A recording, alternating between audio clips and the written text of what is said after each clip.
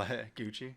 Yeah. One time I'm gonna get you to say it No, before I'm never gonna anything. fucking say that ever. Hello, guys. Welcome to the podcast. Can you guys hear me? Does I sound fine? Is there any weird buzzing noise behind me? Because for the last week we had that issue. I think I fixed the mic. Can you let me know, Easy, in chat? Welcome, welcome. Yeah, welcome. Easy the champ, man. Started here before we even went and showed our faces.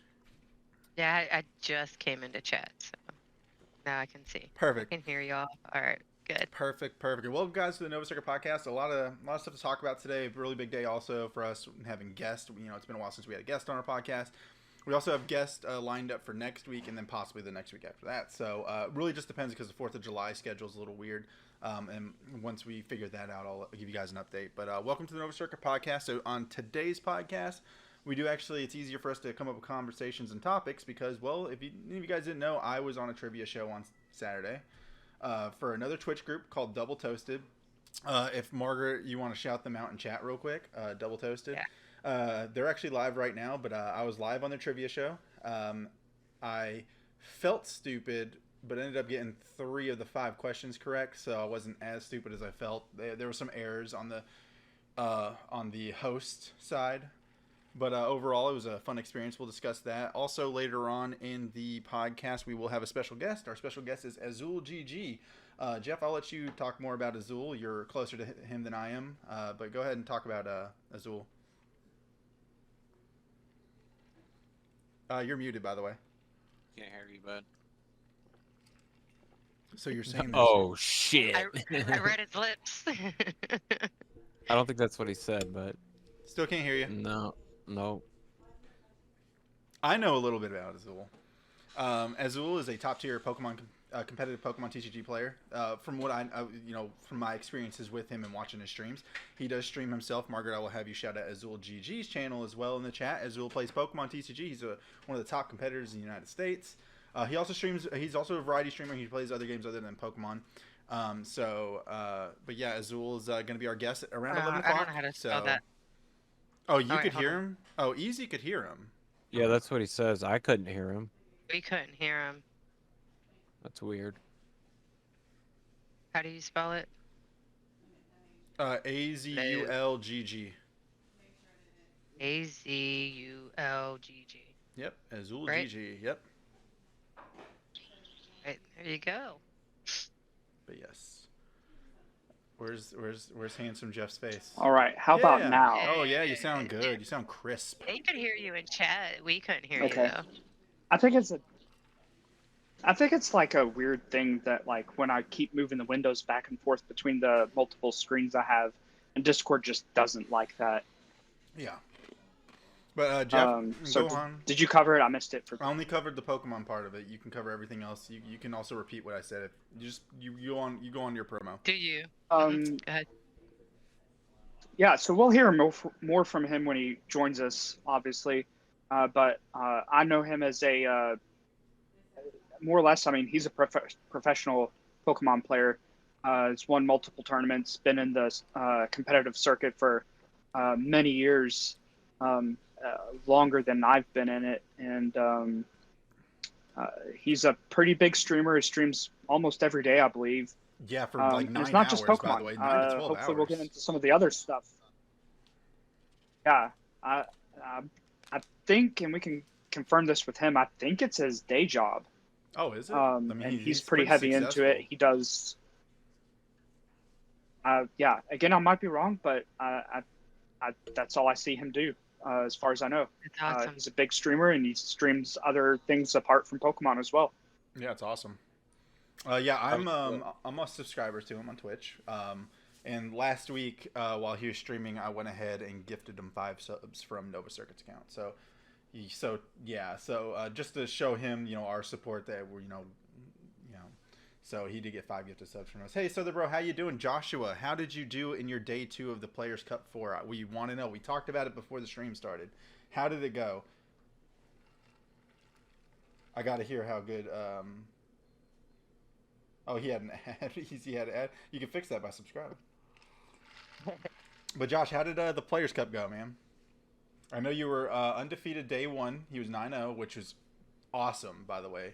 And then I don't know how he did day 2, but I know he was the number 1 seed. First seed 9-0 going into the top 16. So when's day 2 for the Players Cup? When are they doing that tournament? Nice. Yeah, Josh is I don't think it's right away. I think it might be 2 weeks from now. Might be a Hell week. yes, Yeah, Josh. it's That's 2 weeks. awesome, man. Well, Congratulations. congratulations. Josh, that's awesome.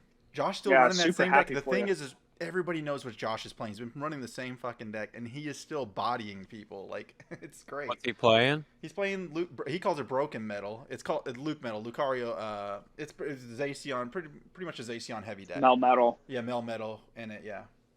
Yeah. Sotherbro. Easy. It plays Guy a in little chat. bit more strategy, like defense, but yeah, it's a pretty good deck. It's actually really, really hard to like actually win It's a now- tournament with, just because of like the very diverse meta. But he's done really well with it. Continue to play the same deck over and over and over, and just learning up all the different matches and the correct order of operations just Mhm. over time. I forget how long he's been playing that for, like a He's- year now. Yeah, close to it, if not a year. But Jeff, you remember we used to remember Josh before he became this Pokemon god in Kentucky. I mean, we remember when he was just starting up in Pokemon. He was starting up around the same time I was starting up, almost. Well, he started a little bit before me, but good job, Josh. Yeah, silver Pokemon. Yeah, he was there when I first started, and that was right after his first year in the circuit, I think in 2015, and he did day 2 at his first regional tournament, I believe. Yeah, was he with playing the, bats? Seismitoad. Seismitoad bats or something like that? It might have been I think it was either toad bats or a like what is it, the Garbodor version maybe. I forget exactly, but Yeah. All I know is Margaret He got a can taste of correct us there. Seismitoad last week when we were playing Pokemon together. I was just like, she hasn't really played against an expanded deck. So did Jeff. Jeff got Trevenant. She got Yeah. she got Seismitoad, and they were just like, what the like they I item love lock is Trevenant. item lock is a Oh, huge dude, thing. item lock sucks. It sucks horribly bad. Well, because most deck And engines especially are when item you're- lock. yeah, it does. When your deck is They're revolved around item. You know, Oh yeah. I'm not echoing. No, yeah, you're not. there's a echoing. lot of ways to get around it, but the problem is it usually takes items to get to that. Picking me up. See. It's like when you play against a Night March deck, which Jeff is interested in trying out. It's like Seismitoad and Trevenant just body those because, Night March is so dependent on items. Now, not being able to play a supporter turn 1 because Wally is back and expanded, still not being able to play the supporter turn 1, like if Night March, you're playing against Night March this time and they go turn 1, like they literally have to bust their ass to get everything done that turn 1, because if they don't, Trevenant will instantly lock you. So Night March has to like worry about Without that. a supporter. Yeah, without a supporter. Yeah, that's the thing. Like, and with Shaman being banned, like you're kind of limited because Crobat's the thing, but Crobat you can only use that ability once per turn, right? For that one turn, right? Hey, For Darklight, sure. how One you doing? Crobat, one Dedenne. Hey, what's up, Darklight? Yeah. How are you? I will point out that you can't really, or rather, Night March has been heavily hampered recently because of the loss of Shaman and some other things going on. So a lot of people are actually playing the Mad Party. what's that other newer version of it? The Mad Party, yeah. Yep. That party, And it actually has been doing really well in Japanese It's a good tournaments. That's It's what a I good deck. actually switched. I was in the middle of like building Night March and I switched to Mad Party. Just honestly, it seems a little bit easier to attack and shit. Because I was looking at the Night March. Some of them take like 3 energy to attack. All the Mad Party is 2. Yeah, but there's Right. the Get Dimension locked Valley in. helps with the 3 energy. Right, but you also, I watched with him, Yeah. is you mill yourself very quickly. Yeah. Or Very. misplay and attach energy to the wrong fucking Pokemon. Yeah, Yeah. that helps too. If your bike's catching me. I hear all of you guys, so that means the stream's hearing all of you guys, and there's no echo. But I'm currently still trying to rock a single strike Urshifu. After watching Azul stream, I really want to do Shadow Rider, Calyrex, and then I want to try his Dusknoir list. Found out Dusknoir is just a promo card, so can't just like open a booster pack to get that, I believe. So I gotta find some Dusknoirs. Are you talking about like a baby Dusknoir? No, Trebnor, my bad. Okay. Is it a promo? I could have sworn that was part of the main set. Like, No, I think Eclipse it's or just a something. promo. Because I tried finding it, and I couldn't find out what set it's coming out of. Yeah, the Calyrex looks pretty fucking cool. No, man. Calyrex, the Shadow Rider Calyrex, it looks busted, and I watched Azul play it, and I'm like, dude, this has potential. Dude, with Fog Crystal, oh my god, it's what a card. Speaking of that, that card is really good. Well, me and my wife You bought are a right, box. it's just a promo too. We just bought a box of Chilling Reign. We're gonna pick it up tomorrow from Cardinal. And we're going to open that. I was wanting to possibly open my packs on stream, but we usually split the box, so I only open 18 of them on stream, but yeah. Man, you should have been there this last Tuesday and Thursday. I was over at the other store, and I've not seen this many boxes opened since Guardians Rising, when everybody was hitting all the new stuff. We opened like 20 boxes. I kid you not. Wow. Most of the players there were buying a box, opening it, pulling all the good stuff, selling it, keeping a few things they wanted, but selling it back to the store, getting another box. And one of my friends actually did 8 in a row. Oh, damn. Before he decided to call quits and just go home. It's good to do that now because with the prices of Pokemon being so high. Now, I do see them lowering very soon because Pokemon's actually starting to push more product out there. But right now is the time to like pull something like that I would off. say they already have. Well, I think they've kind of dropped low enough where it's not quite worth it unless you can get a really good price on the boxes. Yeah. Box. Oh. Yes. So Cardinal was selling them at 130. 130. You don't have to pre-order them or anything like that? I bought mine online. No pre-order. They had 36 in stock, so I bought one. Now their battle styles is 100. This set has been pretty well allocated.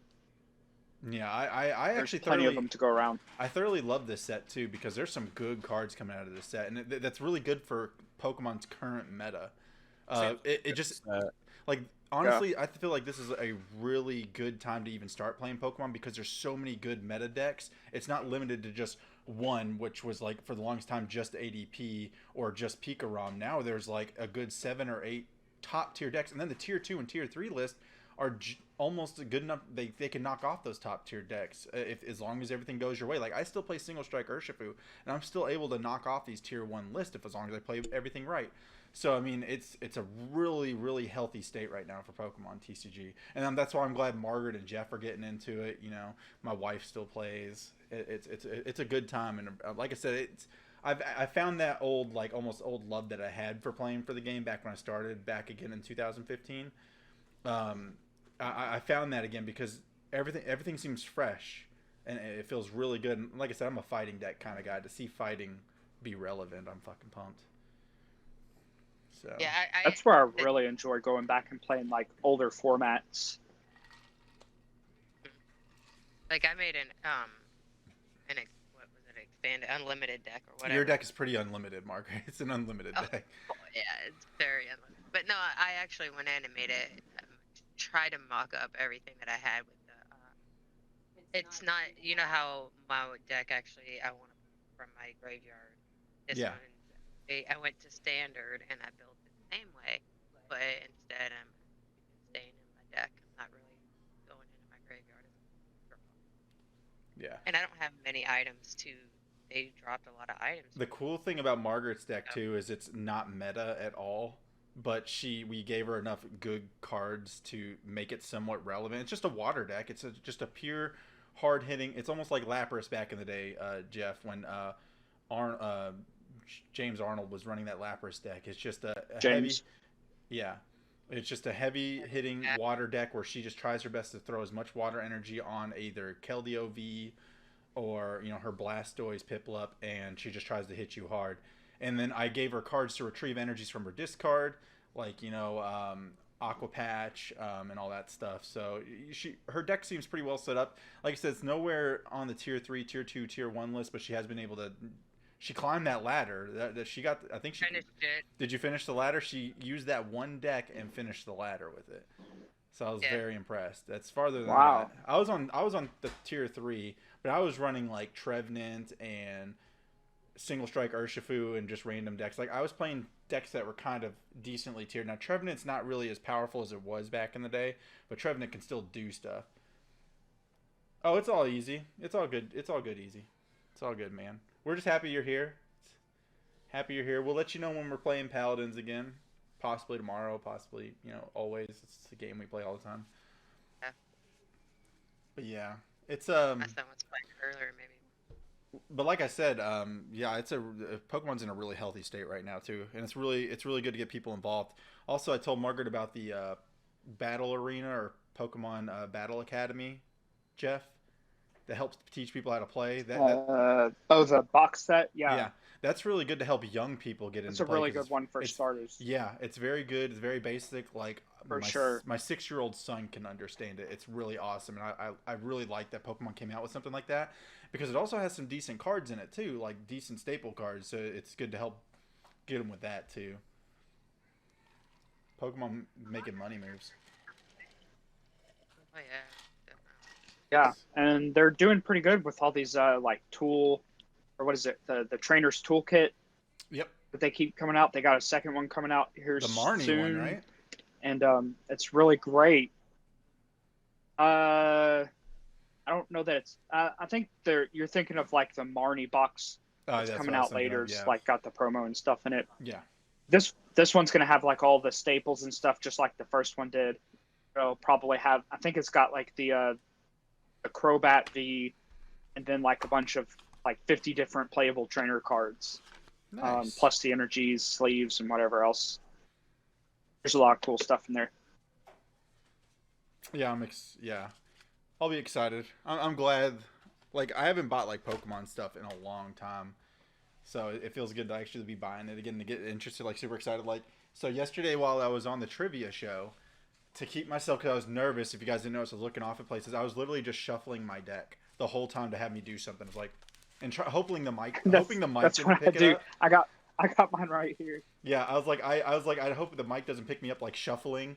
And this is my Single Strike Urshifu deck, and I was just like, shuffling, and I was just like looking at the top 7 draws, crying every time I didn't get a Houndour or an Urshifu. But I got plenty of Jirachis and Dedennes to start off with, because that seems how Pokemon goes. But no, I was just like, oh my god. But to veer away from Pokemon for a little bit, we could talk a little bit about Double Toasted and how nice they were to have me, on their show. And, everybody else is more than welcome to join it as well. You can go there, rewatch it, and Corey sends, Corey, who's the host of it, he talks through the puppet, of course. He has an email on there. You can email him if you're interested in joining the show. It was a really good time. One thing I pride myself on is being witty at comebacks and being able to clap, but I was so damn nervous yesterday that I was just like, I couldn't say anything until I was winning and the nerves were away. Like, I think it started off when I was just like, when they gave me that point for that one, and I was like, you better. And that's when it started, because even the Corey bot was like, oh, okay, you win one, you think you're all good now. But it was a fucking blast. I'm not going to lie. At the end of it, I was so happy. I was like, dude, this was fun. It was a good time. It was cool to see chat involved. And I don't know if it was me or anything, because, and I'm not taking any credit for this, but it was, and I did like whore it out all through the internet that I was going to be on the show. I posted on Twitter, Facebook, people's groups that don't even know what the hell Double Toasted or who the hell I am. I was just posting it everywhere saying, hey guys, I'm going to be on a trivia show on Saturday. It was kind of cool because, and Tiberius, who I follow as well on Twitch, he was on before me, and he has a bigger following than us. And I was like, oh, cool. And a lot of people in the Toasties that's Double Toasted's group. The Toasties know him really well. He's been in that group longer than I have. He had average like 700 to 900 views, and then right when I got on, it spiked up to 5.5K, and I was just like, man, I might have done a good thing here. And I'm not saying it was me, but it was really cool to see the viewer count, because even chat was talking about. Chat's like, holy crap, we're at 4K. And if you go to Double Toasted right now, they're not near that. They're around 700 to 900 right now, on Twitch. So, Wow. so it's just like, I was just like, man, I don't know if that was us. But I threw it out there. I even put it on work emails, work chats at my own personal job. I was like, guys, I'm going to be on this show. And of course, I had to play it safe and not mention the company that I worked for, but I did say I worked IT for a fashion company. But, oh, man, it was an experience. I think everybody, at least the Toasties that do watch this show and, anybody in Nova Circuit, to sign up and try. It's even before the show when Corey calls you to make sure mic check and everything else works out. It's really cool because Double Toasted is kind of big. They have over 250,000 subscribers on YouTube, which is pretty big. They got over 17,000 followers on Twitch. So I mean, they're not no small group, and the fact to be able to talk to Corey before the show, like face to face, seeing Corey for the first time after I've been a fan of his for years, and just having normal conversations like, how you doing? How's your day going? Are you ready? You ready to have fun? Letting you know that, hey, he's gonna, don't be offended. He's going to clap at you, which I already knew. Come on, it's Corey, man. You go watch him on a regular show when he's doing a review of a show, dude. I showed Margaret one day, and she, at first she found him kind of annoying, but I was like, he's like the main host. He's got to talk the most. So, but, it was a good time and a great experience. And they said we could do it again. So I'm going to definitely try again. This time the nerves will be out and the shit talking McKinney will be there. And I will... Now he said we're enemies, so me and the Corey bot. So I'm gonna go in there next time. I'm actually gonna have cue cards because obviously they can't tell what letters I'm saying, so I'm gonna hold it up this time and just put Corey bot stupid and doesn't know what the hell I'm saying. So, but yeah, no, it was one hell of a time. It was a good time, and I cannot wait. Oh, speaking of I gotta talk, Dark. Like I gotta talk to you like sometime this week or after the podcast about scheduling you on as a guest again. I'm glad I mentioned that because I think you're not going to be... Next week we have Tyrone, my friend Tyrone, Amazu0. He streams on Twitch as well. He'll be on next week as our guest, and I want to book Darklight after that. So I want to work with Darklight on a day that we can schedule him. I want Darklight to be our guest after that because that sounds good. Anime conversations are the best conversations. Oh, yeah. Plus Darklight. Is he the same one we did before? Yeah. He was the one that after the conversation, after Darklight left, that was... both Jeffs were like, that guy was cool. Wow, that was really fun to talk about. It was just we should have him on. I was literally about to hire Darklight for Nova Circuit. That's how much they were like pulling for you. I'm always down for anime. Oh yeah. So we'll definitely have you again, it. Darklight. That's always fun, man. And plus with your setup going, which is exciting. I don't know if you guys heard us last week, Darklight, and if you're even on his Discord, he did buy. He's got a gaming rig now, and he's setting up and getting all that stuff going. So we're excited about it. That's awesome. Yep. Sweet. I think he had talked about that the last time we were on with him. I need him to be live on Twitch so I can talk with him in his chat, and I like making him laugh on his channel. I like just watching my jokes make him laugh. At least they make somebody laugh, Jason. Jason McKinney, the comedian. Yeah. Yeah, I try. I'm here. I'm here. He's always glad when he can make somebody laugh other than the wife. Yeah. Well, I even do it at Pokemon. That's why, like, even when we're like in a real like tournament, I'll make jokes like sitting there and be like, all right, well, I'll be like, it's time to duel, or make Yu-Gi-Oh references in Pokemon. It's a good time. And you just surprise them. It's just like, oh, yeah, you're going to knock out my Urshifu, but you activated my trap card. I'm like, I'm just kidding. We can't interact on your turn, you silly goose. That is kind of like the one thing about Pokemon that I don't like. I mean, there's cards that let you counter, but it's like 2 cards, I think, total in all of the game.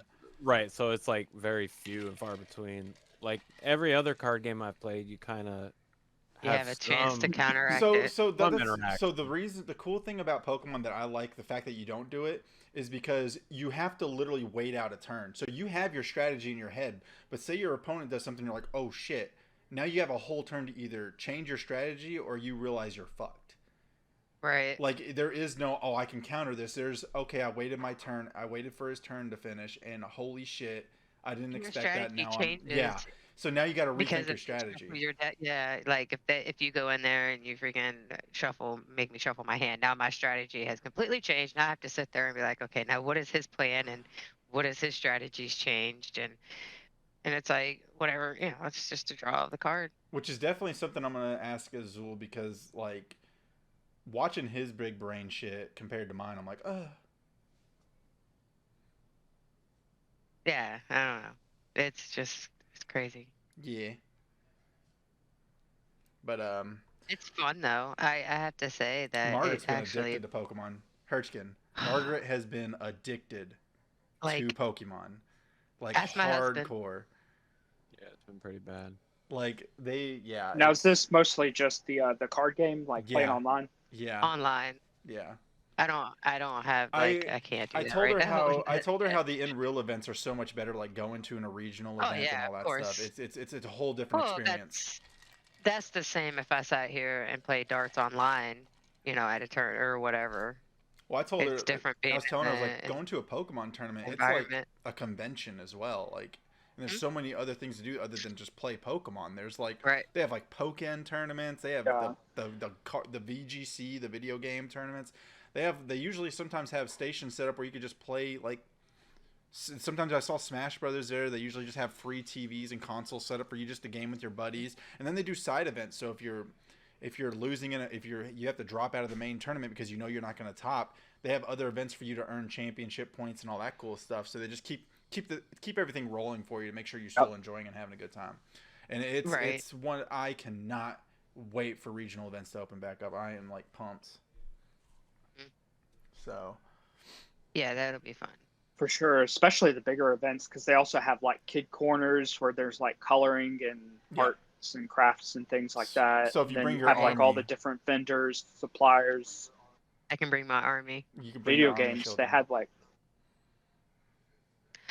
Mine and Jeff's I army. also love playing like the older games. They had the was it Pokemon Snap, the Pokemon Coliseum, Pokemon Puzzle League, and maybe a couple others that I forget.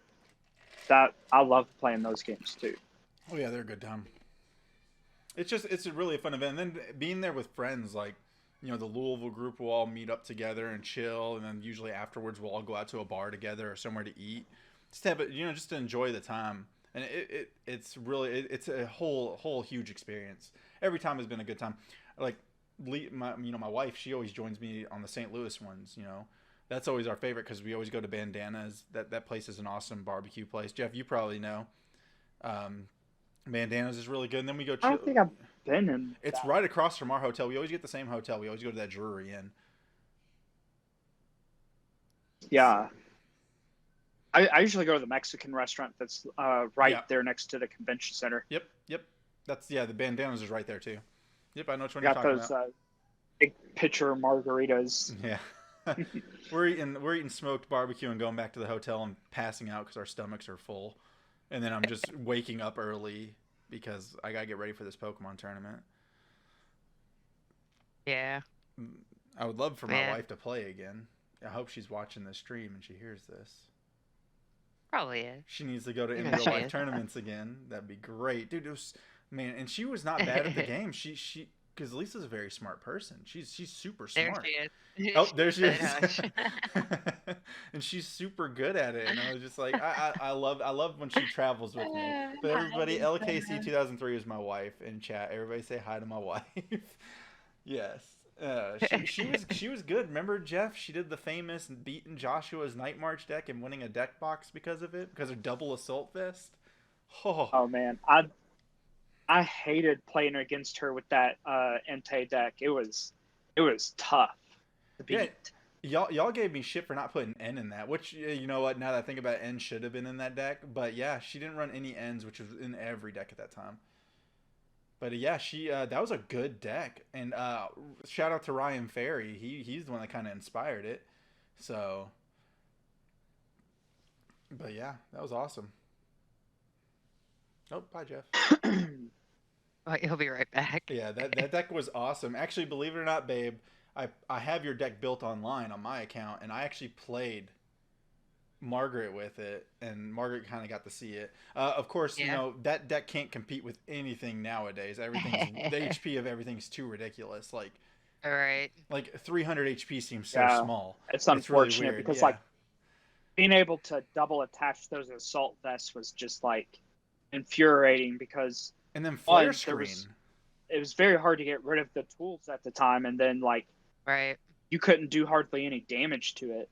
That's Yeah. what I was sitting there thinking when I played that. I said, "Wow, I need something to get rid of that." Like it was really making me mad. Like, because that time Startling Megaphone cycled out. I think it rotated out, so you didn't have that to remove tools. And the next tool removal card that came out was And even if it was there, was like a one-turn thing. yeah, yep, yeah. It's that was a really fun deck to build, and she was so happy, man. I remember I remember our first tournament we played in together was when they did cities, and it was Louisville's, and that was the one Michael McClure won. Yeah. But I remember she did me. That's when I played Ross. Well, that was states. That was states. That's right. That was back before they called it the league. Well, they always called it league challenge, but it was before the cups and all that, right? So you had cities. I think it was I want to say it's Battle Cities. I didn't actually play that circuit. I did go to states. States was my first tournament, which you mentioned. Michael won. So you had cities, then states, and then you had the. I think they were actually like seasonal. They had like 4 seasons of regionals, which I don't think they were called regionals. It was something else. I might be wrong. But it was like you had a winter series, a spring series, a summer series, and then the fall series. But they replaced them, and then it was the League Challenge, League Cup, and you had your regionals, and then you had your international championships and the World Championship. Oh, yeah. Now Okay. it's a little bit more simple. Now it's just League Challenge, League Cup, regionals, nationals, worlds, right? I see. Yeah. Okay. Yeah. Intercontinentals. Yeah. Whatever. Yeah. Those were which is fine. It's a lot easier to label that, but yeah. I was telling Margaret, man, I was like, wait until you guys go to your first regional event. Oh, those are so fun. But Yeah. Actually, have you guys actually played any like regional type tournaments for any of the other games? Jeff, I don't think Jeff went to like a Yu-Gi-Oh nationals or anything like that. I'm not sure. Margaret would know. Jeff went to like small like local shops. Yeah, he did local shops. I don't, babe, you never went to any regionals or anything for Yu-Gi-Oh. Yes. Yeah, my wife said those were her favorite times when she first started Pokemon was the regional events. Yeah, I remember our first regional event we went to together was St. Louis, and when we got our pairings, she was like a couple tables behind me, so I took a selfie. I was like, "We're getting ready," and I saw her setting up her mat. I just saw her setting up her mat, and she looked so cute getting everything ready. I was like, "Oh my god, look at my woman! She's so excited playing Pokemon." It was a good time. That's funny. I got it was so exciting. But yeah, the regional What was events one of the last? What? One of the last ones you guys played, I think, where I saw you. Were you guys playing some kind of like Greninja thing? Greninja? Am I thinking wrong? That was a St. I Louis. want to say it was like at one of the last St. Louis. So Maybe not the last one, but the one before. The St. Louis that I was with my wife with Lisa. She didn't play in, but the last one we played at, I think I was running Seismitoad Garbodor.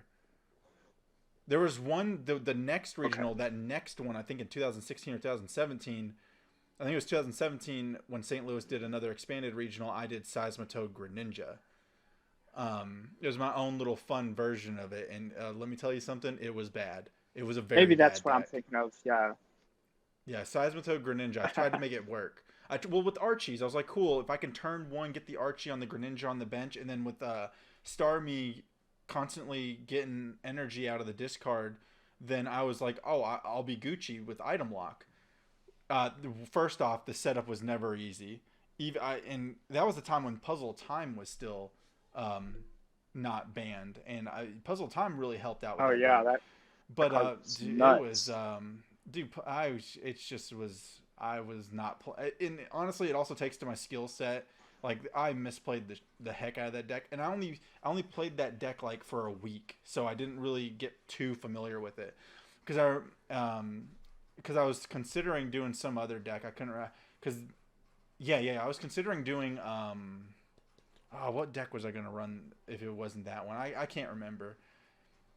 But I was just like, I'm going with this because it's not meta, and it's kind of one of those. I was like trying to make a rogue deck that I think would surprise people, and boy, it was not surprising. People were like, "Oh, I'm gonna body this. I'm gonna body this quick."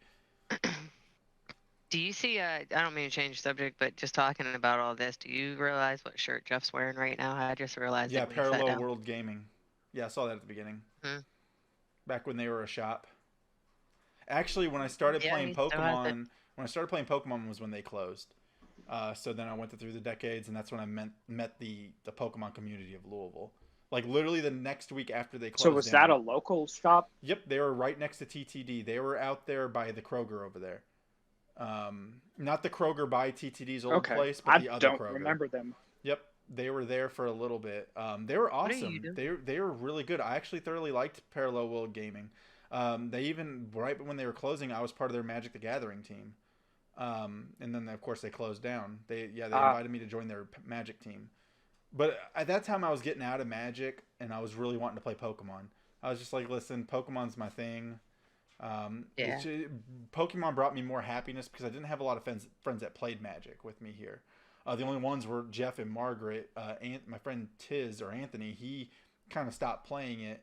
And then Tyrone, it's hard to get Tyrone to do anything. So I was just like, well, Pokemon, I can meet new people. And honestly, it was the greatest thing ever because I met Jeff, I met Sutherland, I met a lot of my friends now are people that I met in the Pokemon community, man. It is a good time. Man, some of the coolest people too, like Saran's Yeah, I like awesome. it. Kirk Dubé, Dube Snacks, freaking cool dude. Everybody, Michael McClure. I can name off all the Pokemon people I met, and they're all still friends. Ryan Ferry, everybody. They're all really good friends now. We're all really good, fun community here, and it's a good time. Yeah. Really good decision. I mean, I still play Magic. I don't play it competitively, but I still collect Magic, and I love Right. playing Modern. Commander's really fun. Mhm.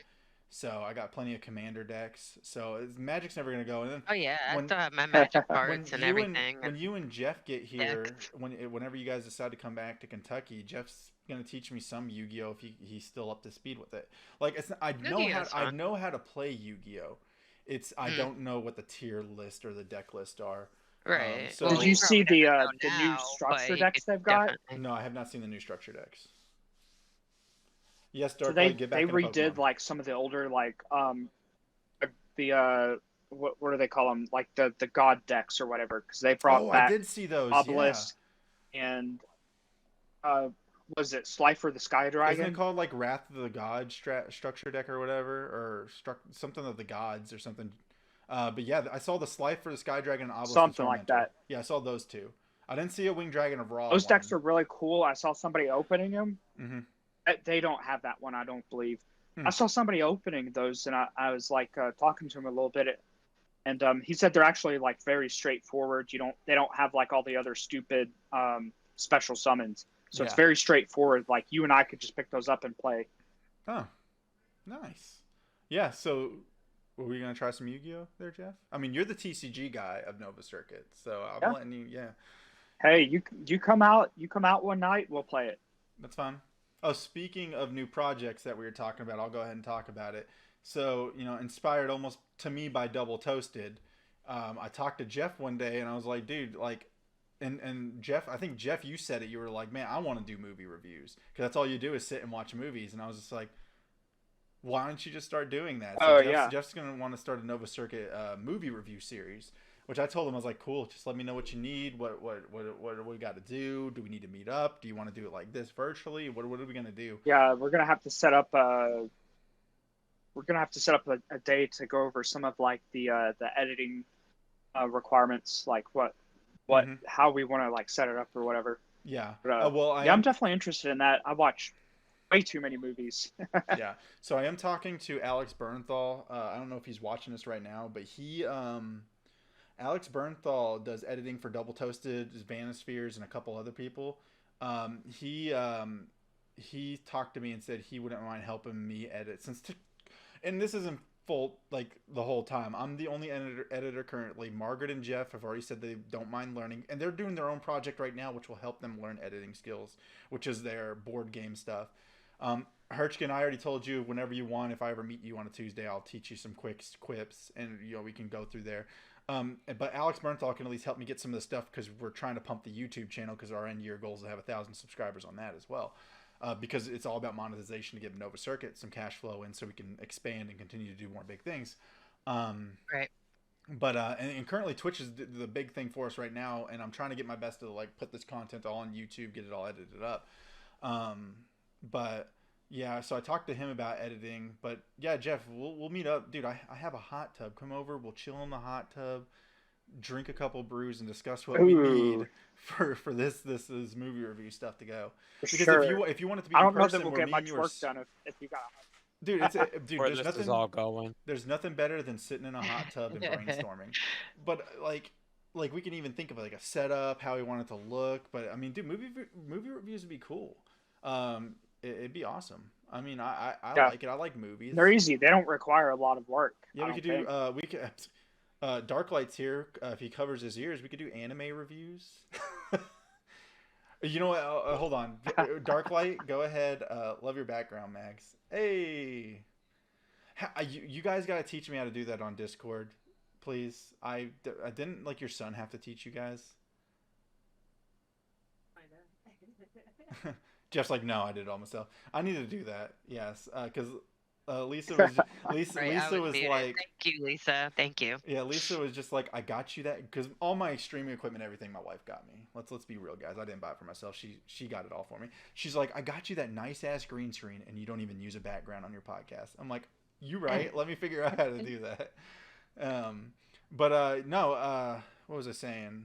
Yeah, but like Jeff, if you want to do it in person, we can do it in person and all that stuff. And then, like I said, Darklight, if we ever do anime reviews, we just invite you and just be like, you want to be our anime reviews with Darklight Yes, Anime, for sure. and then we'll let you upload the video. Like our point of view will go on our channel, your point of view will go on your channel.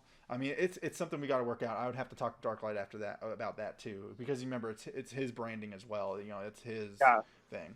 But I mean, we'll Darklight's fun. maybe work that in. Yeah. Hopefully in the future. For sure. We can throw him down as like a sponsor and have like his little thing down there and all that stuff. Show him love. Well, I mean, it's all a work in progress. Remember, we're still a young company and we're still trying to figure things out. So, and it's all growth from here. So it's just Yeah. Yeah, you got it, Darklight. You Step understand. by step. But Margaret, did you create that background? Yes, I did. That's cool. Thank you. Jeff, I know you I didn't create did. yours. You Google imaged. Joe did. And Hirsch can clean your room. It's actually very, very, very clean. What's Yeah, it those looks bags good. on the Doesn't floor? look What is bad. that? Go pick those up right now. Is that fingerprints on the TV? Go clean That wipe that. those Pokemon those are bag. my Pokemon bags. That's I all told my you, I already decks, knew. all my cards, everything's in that bag. I already Yeah, knew that was see? the Pokemon bag. Yeah. Yeah. I have most of my Pokemon stuff with me.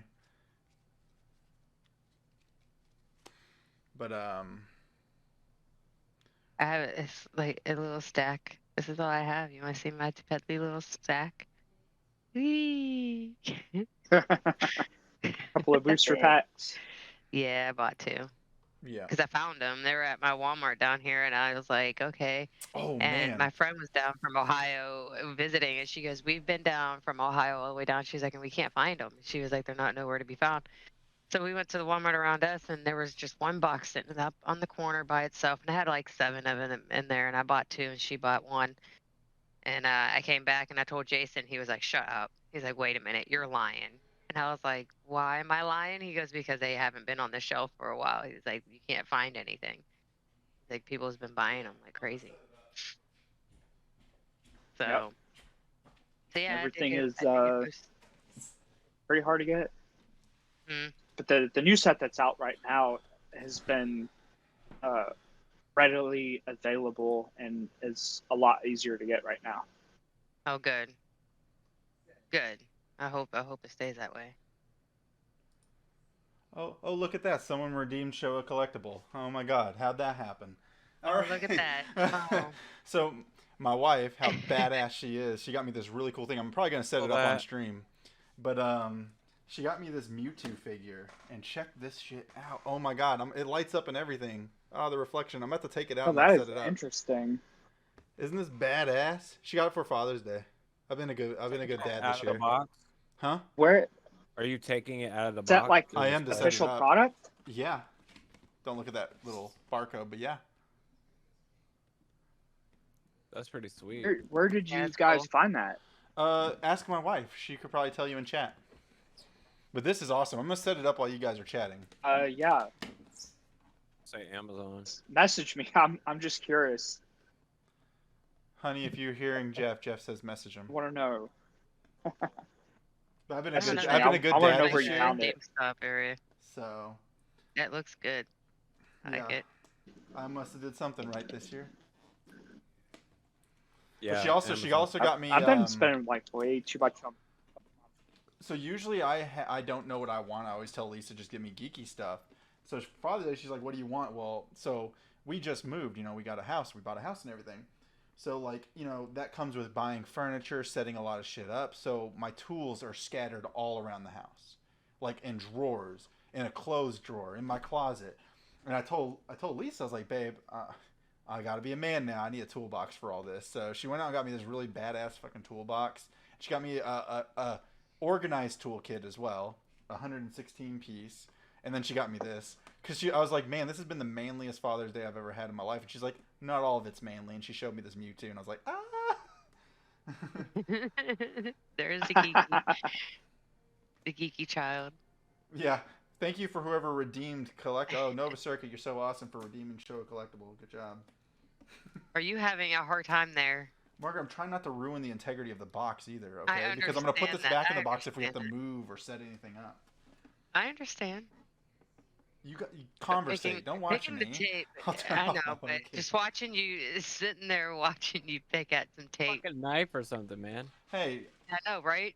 Whip It would out be your so much easier kunai. if you just took a knife and cut it. You wouldn't do no ripping, no nothing. It would be a nice little slice, and bloop bloop, you open it up. You know, super easy. okay, what have you guys... Once we get Oh, finally yeah, get that you thinking about it Wonka now, vision, yeah, I you're can like, just oh, like that does sound like a good pass it to idea. you through the. I know, that's what I want to do. I just went, here, look. I got an X-Acto knife somewhere. It's over there by you, babe. Oh, look. Oh, look, here. I'll pass it to you, Jason. Here's an X-Acto knife for you. You know what's funny is I'm surprised Margaret didn't try to plug, like, I got some good kitchen knives from Pampered Chef that I can was cut going those to, but perfectly. I didn't. Yeah, That would have been pretty good, actually. it would have. I almost did, but Perfect. That was like the perfect time to use that. Oh, so hot. Come here, you sexy son of a bitch. your wife Talk. said you're making Come her on. nervous. Stop watching him. Guys, talk. Stop watching me. Y'all are making me nervous.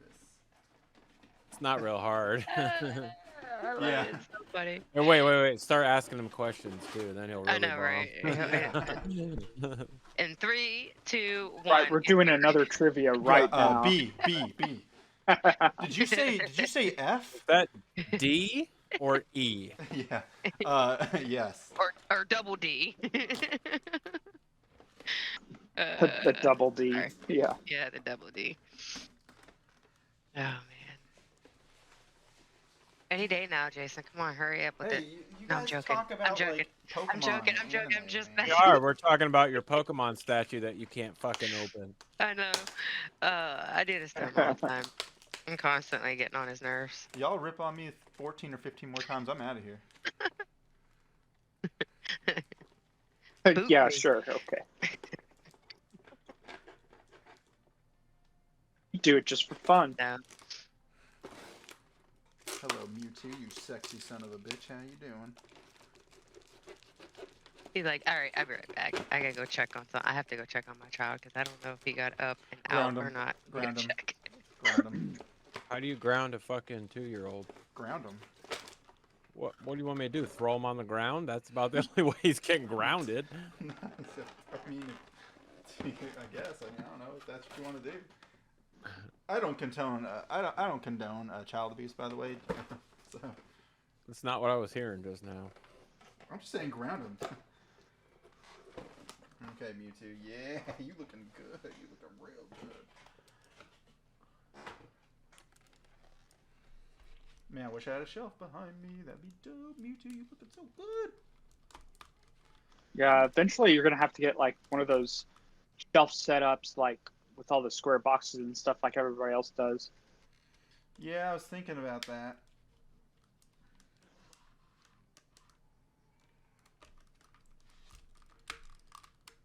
Hot. All right, other Jeff, what games have you been into this last week or two?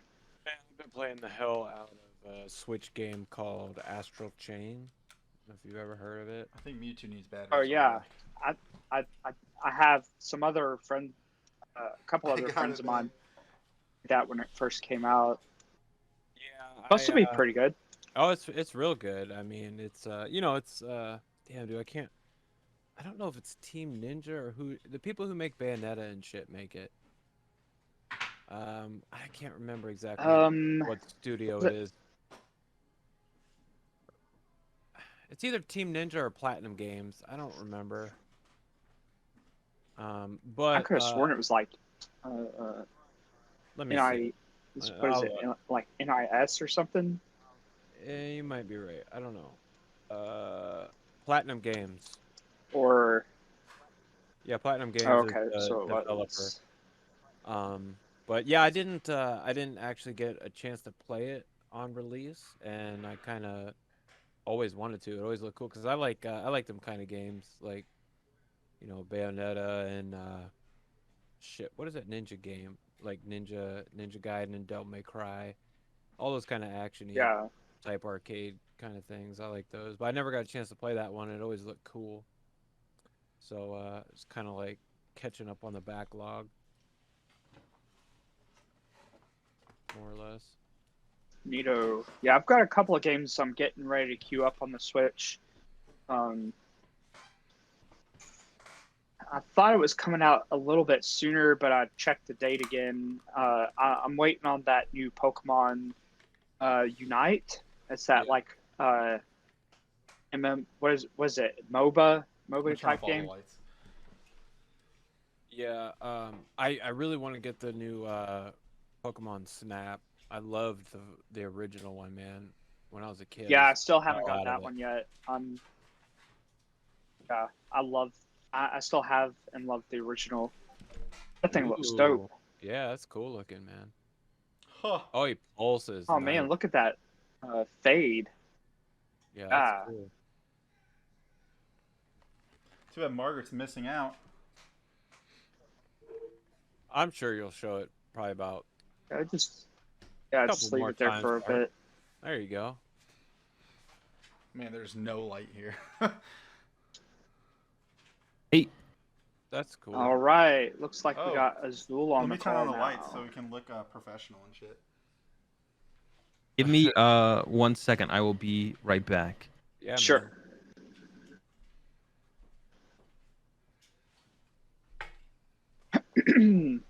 Yeah, one of the other games I was looking at getting was the new remake of is it Shin Megami Shin I can never say this right. Shin Megami Tensei 5? Nocturne. Well, Nocturne is the remake. I think it 5 is, yeah. 5 is the brand new one that's gonna come out in November. Oh, then it might be the other one than the before. Nocturne is number 3, I think, in like this series. But yeah, they just re-released it on the Switch and PC and stuff. But I can't wait for 5. I didn't realize it was already out, but like, I'm totally getting that. Yeah, I want to get that one too. Yeah, the new one should be exciting too. Oh, I watched what was it? IGN or not IGN, but Nintendo did their Treehouse thing that they do, their treehouse club Yeah, thing. let's be clear. Nintendo saved E3. Nintendo saved E3's ass, man. But like I think we discussed this before. Did it? The state of I E3 have not is really just seen like all the other stuff. All the other stuff was like nothing, dude. They the only well, I mean, they showed a better trailer for Elden Ring, which was like really amazing, dude. That game looks fucking awesome. But other than that, I saw a little Halo, bit of something about that. Was that where it was supposed to be a new like Elder Scroll game or something, and people were confused about it? no, it's supposed. It's like it's the new game from the director of Dark Souls. Yo, Mags, check it out. Okay. But that's dope. everybody's all hyped up about it. That and Halo's multiplayer and stuff That's actually cool. looked cool. Like that's- I'm actually. That's cool because that was the best part. Like I think I said this in the last podcast, is like when the Halo came out there. I'm a huge Halo dude, but like when Right. Halo came out with their first little glimpse of Infinity, like when I saw the grapple, I was like, that will be useless. Why are they even showing me this? They had no purpose of showing that. I was like, this looks stupid. It made no one excited for it. That This looks year, pretty cool. now it looks pretty. I was like, oh, Yeah. okay, now I can see how this is strategy where you can grab items and chuck it at like vehicles and actually get All on vehicles kinds from of it. Oh stuff. yeah, so it was like awesome. They actually showed that aspect. Like, and my issue with E3 this year was more that everything was predictable. Like you could predict what was going to happen. Pretty much every studio or anybody presenting, you kind of knew what they were going to talk about. Nintendo, Yeah. Nintendo just I think Nintendo kind of did save it with all their announcements. Like I even was interested in watching the dang golf, you know, the Switch golf game. Oh well, yeah. The new golf game is actually really good. Yeah, looks fun, looks interesting. It yeah, I But we would got say that, Nintendo saved it for like sure. even though Xbox did really well too. I thought Square Enix did an all right job at following it up, but I mean, the only thing I really saw anything interesting from Square Enix was honestly the Avengers game, or not the Avengers, the Guardians game. Guardians of the Galaxy, yeah, that looks interesting for sure. Who's that handsome guy on the top left? How you doing, Azul? How's it going, guys? That's our special guest.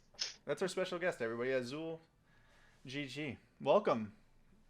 You don't remember me, but I've met you like several regionals ago, man. Where are you from? I'm Are you in from Indiana? I'm Louisville, Kentucky. Oh, okay, so not far.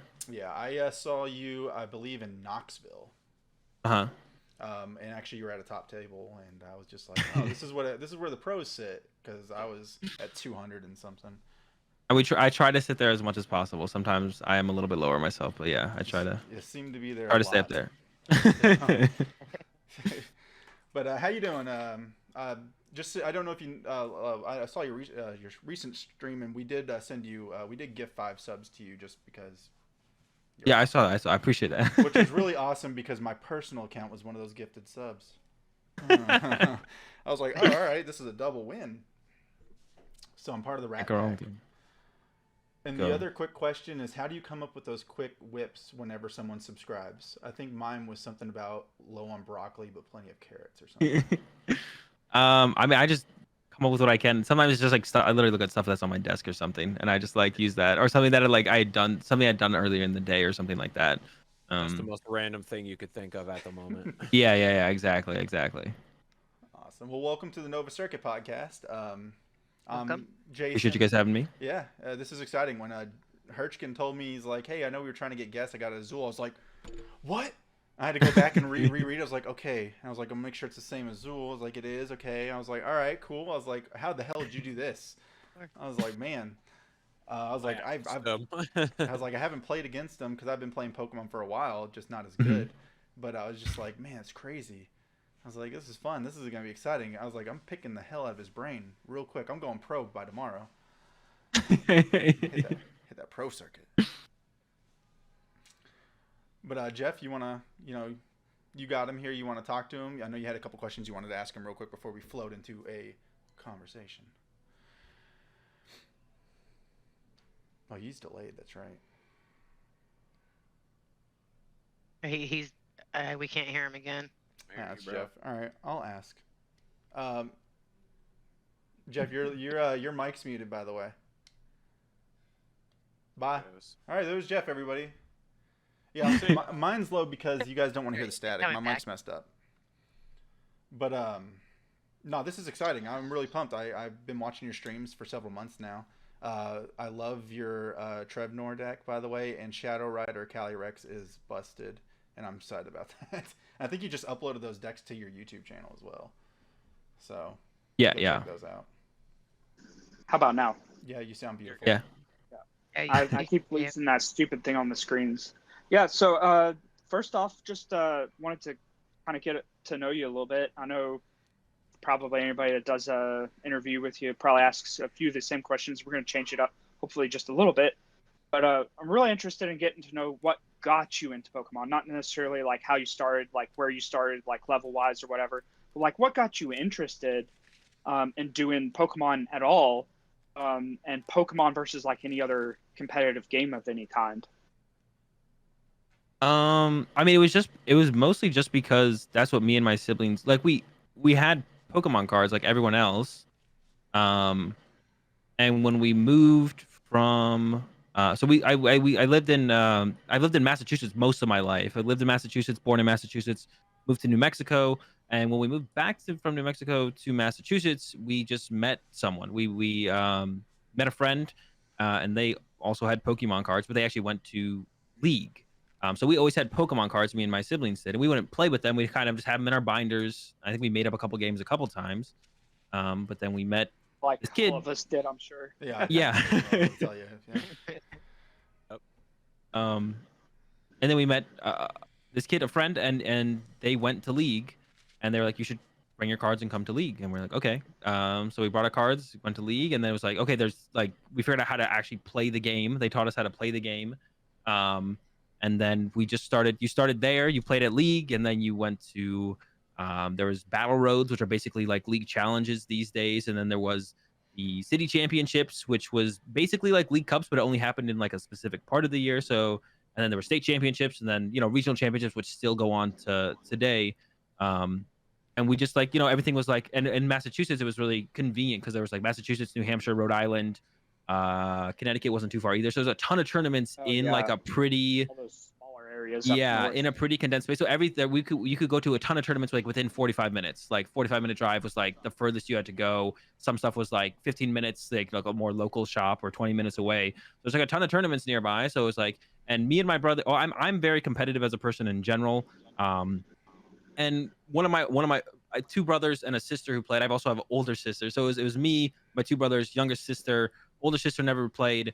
But we all played, and my brothers are pretty competitive as well. So when we just started playing, I mean, naturally, we kind of wanted to win. So we just wanted to play more. So we would play against each other. We played against each other a lot to just try and improve. And we were never that competitive amongst ourselves. And like my younger brothers were in the seniors division.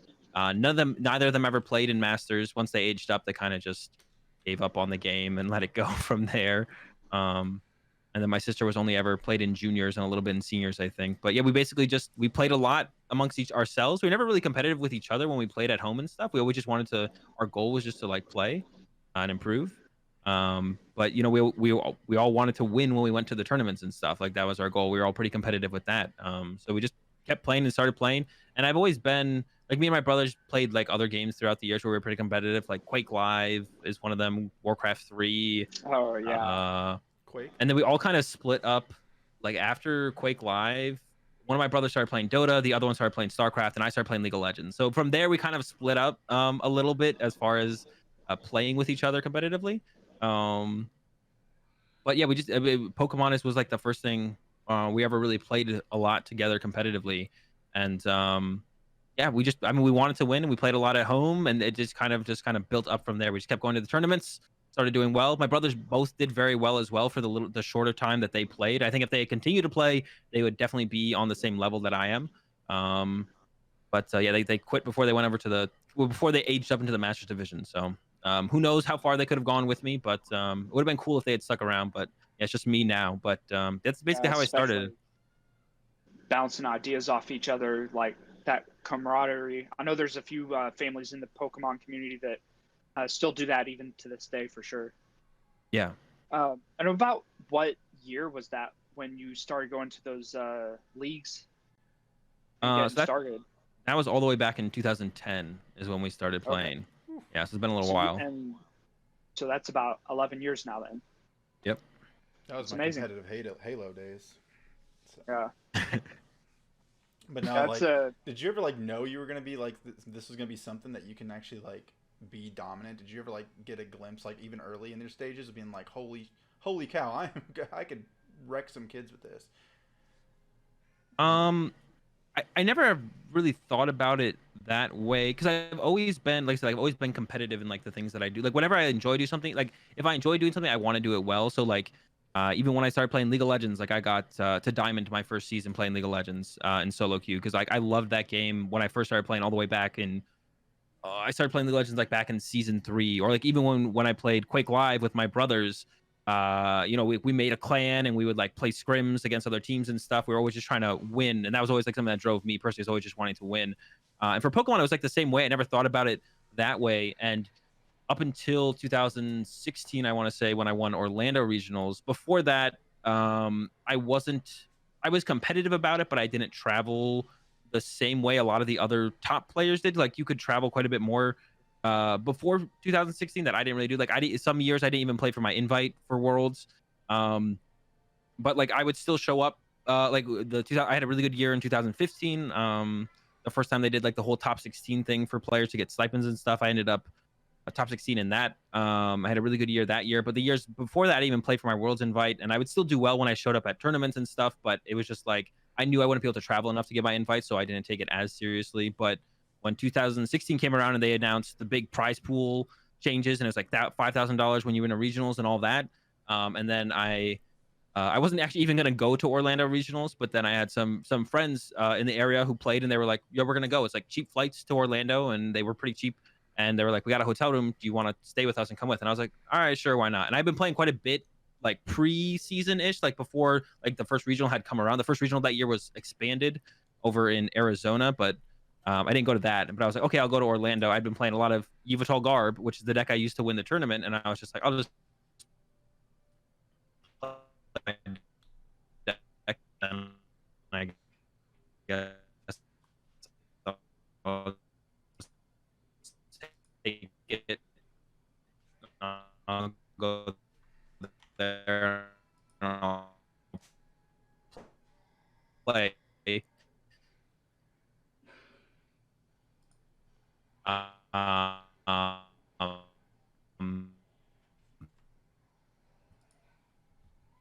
and I knew I was like I knew I could win any tournament and all the international championships, 16 at the end of the year for Worlds. But before that, I was just kind of like I still loved playing the game. I still played it like every single weekend with my friends in the local area, and went to like all like the local stuff. But and then that regional came around, I won that. I was like, all right, I guess I'll try and go all out this year then, and we'll see where it goes.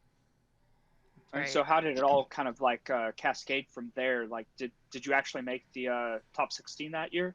Yeah, I was pretty comfortably in top 16 that year, and that's when I actually started. I think after that regional is when I started streaming for the first time. But I didn't go full into like content creation and coaching as being like my full-time gig until like I want to say, oh my, I can't even remember. It's when I moved out from Massachusetts to Indiana, where I am now. I want to say that was I don't even remember 2018 is what I want to say 2017 2018. Um, yeah, I want to say Yeah, that is I when. think it was But yeah, like that year. late 17, I want to say. Yeah. I think that's when it was. Um, and yeah, I mean, yeah, that year went well, and every year since then, I've been in the top 16 for North America, pretty comfortably every time. I've never had to kind of squeak my way in. So I've been pretty solidly there and done decently on the international stage. Definitely would want to do better overall on that, but uh, yeah, I mean, then yeah. Once I moved out to Indiana, I moved out with the intention of doing this full time. I just like competing in Pokemon tournaments, streaming, making YouTube videos. Uh, I had the idea, more so an idea of trying to get into like the whole casting thing a little bit more, which I still haven't done too much of. And who knows, maybe in the future there'll be another window or a door for me to take that on as well. But and also coaching as well is like another big thing that I've done or that I do, regularly. Yeah, I And need I think yeah. I'll hit So you this up. is your full-time job then? Yeah, full time into everything Pokemon trading card game competitive right now. Yeah, it's really cool. Nice. So Mags and Jeff below, they're new to Pokemon, so they've just been playing maybe for a couple weeks now. So Uh-huh. usually while I'm at work, I have a couple freedoms at work where I can watch videos and do all that stuff. So I was like, Mags, I'm going to show you our guest Azul when we found out you were going to be on. I was like, trust me. I was like, we went over to Pokemon's Twitch when they did their last Worlds live because COVID stopped 2020. So 2019. And I was like, check this out. And lo and behold, they mentioned your name. They're like, hey, we're going to see how Azul's doing with I think you were playing a control deck at that time. And Yeah. and I was just like, oh my god! I was like, Mag, see, I told you this guy's legit. He's the real deal. And I was like, and then I think we got you on the stream, and I was showing her. I was like, you got to see this because I was like, the way he plays is you. So basically my experience. So the best I've ever done was St. Louis when I ran Buzz Rock. And I was actually, before Buzz Rock became a big thing, I was kind of running it at our locals, and I was really liking it because Uh-huh. previously, before that regional, actually, me and Jeff actually top 8'd a cup there, and I was running that. I was like, oh, cool, this is going to be what I'm going to play in St. Louis. I went to St. Louis, got 118th out of the 1,100 that were there, so I was really proud of myself. But man, when I got to those top tables, the skill set between me, and I'm average 200 to 150 tables, but the skill set, when I got up to those guys, the thought process is just like, dude, how did you know to do that? I was like, my brain would have never did that. That's too big for my brain. And then watching your streams on some of your stuff, if you'll start seeing our recordings soon, our Pokemon recordings on our YouTube channel. Some of my decks are named after the streamers. I got them off. So I got a couple of your decks. I got your Pika-Rom deck, your Single Strike Urshifu deck. And so when I was playing Pika-Rom the other night with Margaret, I was like, I am a bad Pika-Rom player. I was like, I don't know what I'm doing wrong, but because I even went up the ladder and I was like, dude, I'm not seeing any success. And I was like, even in good matchups, I was like, dude, what am I doing wrong? So I had to like go back and rewatch your stream to see what the hell I was doing wrong. And then I know Single Strike Urshifu isn't really tier 1 right now, but I'm still riding that because I think it just punches really hard in the right time if everything works out. But I was like, it was just fun to show Mags like your past content and show her that like, dude, he's still the real deal. He's in my opinion top 5 in the United States, if not top 3 easily. And it's just fun to be able to actually go to a library and see you like teaching people this stuff. Like I said, Yeah. I might need like to be an apprentice one time, and you just have to show me how the hell you, because there's some things that you pulled off that I'm like, wow, never would have thought of that. And then even like during your first hands, like discarding stuff, you're like, we'll get rid of this. And I was like, why would he get rid of that card? I would usually wait to use that card later. I was like, he just like burns resources like it's nothing and nothing of it, and then it works out. And I was like, I don't know. It's like, that's why I'm not top tier. And I was like, whatever. Because he trusts the deck. He knows. I mean, he trusts. He knows how it works. I'm still trusting in Single Strike Urshifu. Someone please tell me it's still relevant. Azul, say it's relevant. I mean, it's not the worst deck out there, that's for sure. It's a fun one to play with too. I think I like it. the number one thing and I've learned so much because through coaching. Actually, I've learned so much more about how to talk about the game and like analyze the game because like when I first started coaching is way different. Like that was like 2 or 3 years ago from where now when I do my coaching now. And I think the number one thing that people just don't know how to do is just simply gather information on what the current scenario is and just like figuring out like what is going on. More so than what are you trying to do on your turn. It's just what is going on in the game. What can my opponent do next turn? What can I do on my turn after this turn? What's in their discard pile? What's in my discard pile? What do I expect them to be able to do? What do I have knowledge of what their 60 cards looks like? Stuff like that.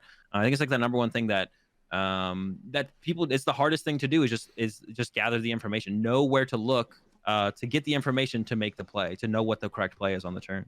Yeah, and that's I think definitely what I struggle something with. I've seen a lot, like on your streams and your videos that you've recorded, and something that I really appreciate and notice, like your thought process that you're speaking it out loud as you're playing the cards, as your opponent's playing the turn and everything. But it's not just like you think of all the possibilities. You think of them a lot quicker than a lot of people I've seen over the years. Yeah, it's pretty And crazy. it's really amazing. Especially watching you live on your streams, when I'm watching you, like even when you were playing the Players Cup on Saturday and all that, like when you were talking out loud and like you knew like by like your third turn, you're like, wow, we are so far behind. I'm like, how can you tell? You look so far ahead in my mind because I'm still like trying to process the new cards, Chilling Reign and all that stuff. I was like, how does he know this? And you're like, yeah, we're in a really bad situation. I was like, you look at a great situation right now. And then in the end, you were right. And I'm like, dude, like, why? Why am I not there? It's like I need like so like I said, I played Halo competitively. Why can't I take that skill set and transfer it over to Pokemon? Because I don't play Halo competitively anymore. I'm still really good at it. I just don't do it anymore. But like, Yeah, of course, they're different. They're whole different aspects of the two games too. Absolutely, they are. yeah. But man, But even then, there's like because like I said, like I played a lot of League of Legends, and there's like a lot about and once again, it's kind of the same thing. Like, and I play shooters. Like, I love playing like Warzone, and it's once again, it's very similar. And of course, like in shooters and stuff, it's a little bit more on the fly, and you have to do it a little bit faster. But it's all about gathering information. Like, when someone's got the high ground on you in Warzone, you have to, hide somewhere and then gather. Like, you have to go somewhere to like give yourself an advantage to be able to fight back against them. It's all about the same thing in League of Legends. Like when I'm playing League of Legends, like you gather information on the current game state and then apply it to how and where you move your character, right? mm-hmm. I think about it similarly with like I take that from Pokemon. I think about it similarly with like everything I do when I like, am trying that much harder at whatever it is and playing competitively and whatever it might be. Yeah, I was for sure explaining to Jeff and Margaret a little bit earlier. I was like, because they came from a Magic the Gathering and Yu-Gi-Oh background, which I came from Magic before I came to Pokemon too. And the fact that like on those two card games you can interact during your opponent's turn, and they were like, well, it's Pokemon, you don't get that. I was like that's what kind of puts Pokemon in a different area. Like your strategy can change based off that whole turn your opponent has. Like you can think like, oh, this is my strategy going into the next turn after my opponent, and it can change with something so simple as like even a Marnie N or something like that. Right. I was like it's literally like, yeah, you think you're gonna get this like my this knockout next turn, but then it could totally change. I was like, that's the fun part of not interacting during your opponent's turn is Magic you can play control, and there's control aspects of Pokemon with like item lock and ability lock, but like it's still like responsive after your opponent's turn. Like you literally have to sit there and watch them do what they do, and that it gets crazy. Like I actually thoroughly like that about Pokemon because it does make you think like, oh shit, this was what I was gonna do. You have to think of different like ways of things, of different ways that it could go. Because you can have things handled in Yu-Gi-Oh! And Magic where you're like, okay, my opponent's turn, I'm gonna stop them from doing this. You can sit there and have like 2 or 3 hands ahead strategy. In Pokemon, it can change just like you said instantly. They can totally take your whole strategy away from you and give you a whole new strategy. So that's And I hate. So you have to be quick on like Jeff was saying. How is he so quick on thinking on how to get out of a situation? He has to. Yep. He has to be on that quick thinking because it can change at any moment. I thoroughly like the aspect of not being able to go during your opponent's turn. I think you give your opponent their shot to do their stuff, and then you react based on what they do. Yeah, I've only played like a little bit of Magic. I played a little bit up to this point, and I actually don't find it to be that different. So obviously you can't interact on your opponent's turn in Pokemon, but you prepare yourself for the scenarios that they could represent on their turn and what you want to be able to do on your future turn. Whereas in Magic, you can have the answer for what they do, but also on the flip side, you also are trying to prepare yourself for your opponent having the answer to what you do when you're playing Magic. You're like, well, if they have the answer for this, then this is going to be my alternative. Or if they just have the answer, I just lose, right? If they just have X card with X mana open, I just lose, but I still have to make this play, right? It's almost like they could have the answer, and you try and play around them as many as you can. And it's similar in Pokemon, but you're playing around what your opponent's going to do preemptively. It's just like you're not going to do it with them immediately have an answer. You're like, if they do X, Y, or Z in Pokemon, you're like, I want to try and prepare as best I can for all 3 of those scenarios. So I'm going to play out my cards and set up my board state in a way that prepares for them. Whereas in Magic, it's just like, I'm not going to play into this because I know that they might have that card in their hand. I'm not going to play into this. And it's like, well, I have to play into this. And if they have it, then they have it. And I haven't played that much Magic, but they don't feel that different to me. It's just like almost like it's in reverse, I guess. It's nice to have more than 60 cards in Magic. I'll tell you that, because in Pokemon they lock you on 60. I'm like, man, I need 2 more cards. Just 2. Well, see, Jason. Only. So you mentioned you're in Indiana. What part of Indiana, if you don't mind me asking? I'm just like a little bit. I don't even know the name of the town. I think the town is on Wanamaker. I think because I just moved pretty recently. It's in Indianapolis, like a suburb of Indianapolis. So yeah, I was in Greenwood before, but I moved beginning of this year. One of my roommates bought a house, so moved in with him. Okay. Well, my husband Jeff is from Indiana. That's why I was asking. Jeff, her husband, right here. Yeah. I assume. I live in Kokomo. Oh yeah. Yeah. I have no idea where that is. It's about 45 minutes. It's probably a good south thing. Indianapolis. Yeah, I Okay, think it's okay. like southeast. So a little bit further Yeah. than Greenwood, then I would assume. I think Greenwood's southeast. I'm pretty sure. It's okay, Urshifudek. You said you're somewhat all right.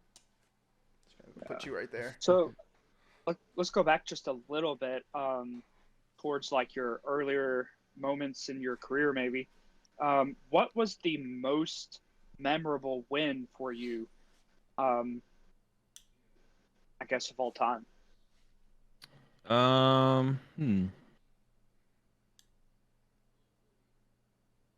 One that you were just sweating and you Yeah, I was just were like, oh my Orlando. gosh, like, he just accepted that this, was Jack. a He won that. That'd be my greatest moment. I mean, Orlando was definitely the start of things for sure. Yeah, I feel like that was definitely a big star thing. I mean, it was. And it's like a hard question because I'm like my goal is to always win the next tournament, of course. I don't dwell too much on past achievements. I mean, winning Players Cup. The Players Cup was a pretty big one. The most recent one for me was the Players Cup win. I mean, does that mean you have like future goals that you want to reach to like a certain point in your career as well? I mean, I don't have like the goal. I'm sure a lot of people's goal, and especially like the top competitive players, is win worlds, right? My goal is always to just win as much as possible. And if worlds, and the thing is, like, I understand it's like a card game and there's a lot of RNG. No one can predict that they'll win worlds by the time they stop playing Pokemon, right? Like, it's impossible prediction in a game like this. I think like when you look at something like if you're a very, very good athlete in like sports, like if you could you could enter the NBA and your goal could be to win a championship, and you could it's a lot easier for that to be achieved, I think. But in Pokemon, with the amount of RNG there is and how many great players there are, it's very difficult. So my goal is always just to win as much as possible, more so than like I don't have the goal of winning worlds or winning an IC or anything like that. Just win as much as possible, and by the time I'm done, and I don't know when that's going to be. But yeah, I understand that there's like a ton of RNG involved in the game, so that's like always going to be a factor no matter what. It's not always just skill; it's heart of the cards kind of thing. Yeah, Oh my God, sometimes it is. You had to say it. And it goes both ways, so it's never. There's no such thing as someone having endless bad beats, right? Like you get lucky as well as your opponent gets lucky, so it evens out enough to the point where if you're playing correct often enough, you're gonna get more wins than you do get losses. So yeah.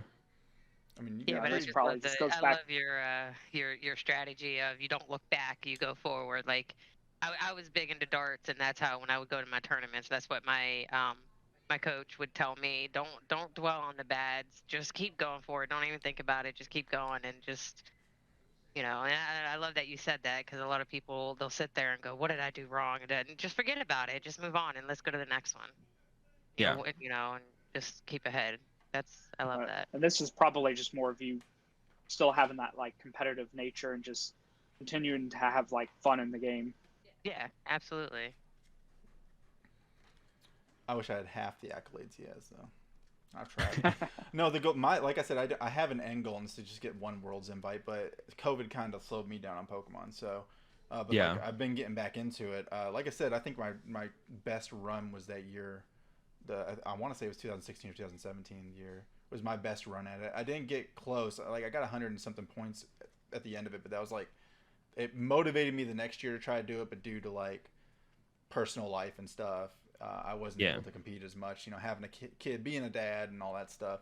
But my wife's very open to me really competing because she knows it's something I really want to do. Winning Worlds, I understand. Like you said, do you know how many people play Pokemon across the world? I mean, Margaret, I showed you how big Worlds was. You have to earn that. Like, you have to play hardcore and earn that.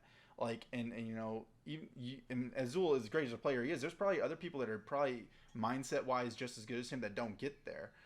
It's a really tedious process, like something really tedious to achieve. And I just want to get the invite once. That's all I care about. I don't care about winning it because I know that's hard. It's a once a year event, a one time a year event. And you're playing the best in the world. I've seen some crazy stuff. I love watching the Japanese player play when I'm watching Worlds. It's really interesting to see what's going on in their region. Or just give me an invite so I can just experience it one time in Yeah. my life. And like I said, I Win or do. lose. My issues is I think rogue decks are awesome, so I always end up the regional instead of playing meta. I'm like, oh man, this deck is totally gonna scare people, and they're not gonna see it coming. And then I still get bodied, and I'm like, all right. The one time I actually played a somewhat meta deck was that Buzzrock deck, and it was before it became super meta, but it was something I knew that was gonna compete and be good, and that was the one time I actually did well. Yeah. I mean, But what I always tell people is, I mean, it's two things to kind of talk on that. Is a little bit like, I think it's literally, I think it's possible for anyone to achieve pretty much anything they want to in their life, barring like, physical barriers. Not everyone can play in the NBA, right? But something like Pokemon, I think it's possible for anyone to achieve pretty much anything they'd want to in something like the Pokemon trading card game if they want it. And then the other thing, I think deck building is literally the hardest thing hardest thing in the game, because the best players are the best deck builders. So there's no shame in just playing meta and copy pasting what won the last tournament. I always say that's what you should do. Whenever I coach anyone, I'm saying just go copy paste the last thing that won on the last Limitless tournament. Just go copy paste that list and play it, or anything in the top 8. that's Because the hardest part of the game is deck building for sure. No, it really is, because like even like It strategies is. you think are gonna work, and then when you put them into play, you're like, oh, this doesn't work. Yeah. Especially when you do, like, because I've started copying and pasting. Like I said, I run a couple of your decks. I did run your Rapid Strike deck that won that Players Cup 3, and I loved it. I was like, I remember a lot of people saying that the Mencino thing wouldn't work in it, but for some reason you got it to work, and it works beautifully online too. I'm like, oh my god! And actually, I think I saw you yesterday play in the Players when I was watching you, and because you were talking about how they love shoving an Urshifu deck up against you after a certain couple of matches, and lo and behold, you got one. They were running your version. I noticed that. I was like, hey, I was like, what the hell's going on here? I was like, look at that. I was like, he should totally have this. I think that was one where you were struggling, and I know game 1 you were just like, that was when you were just like, all right, we're behind. You're like, I can knock this out, but he's got the double hit on the bench and all that stuff. I was like, oh, I was like, I didn't see that. Look at that. But no, I started like copying decks. I look at Limitless and all that stuff, the play Limitless TCG and stuff, and it really does help because. Yeah, you can copy someone's list, but you can also add your own little things to it.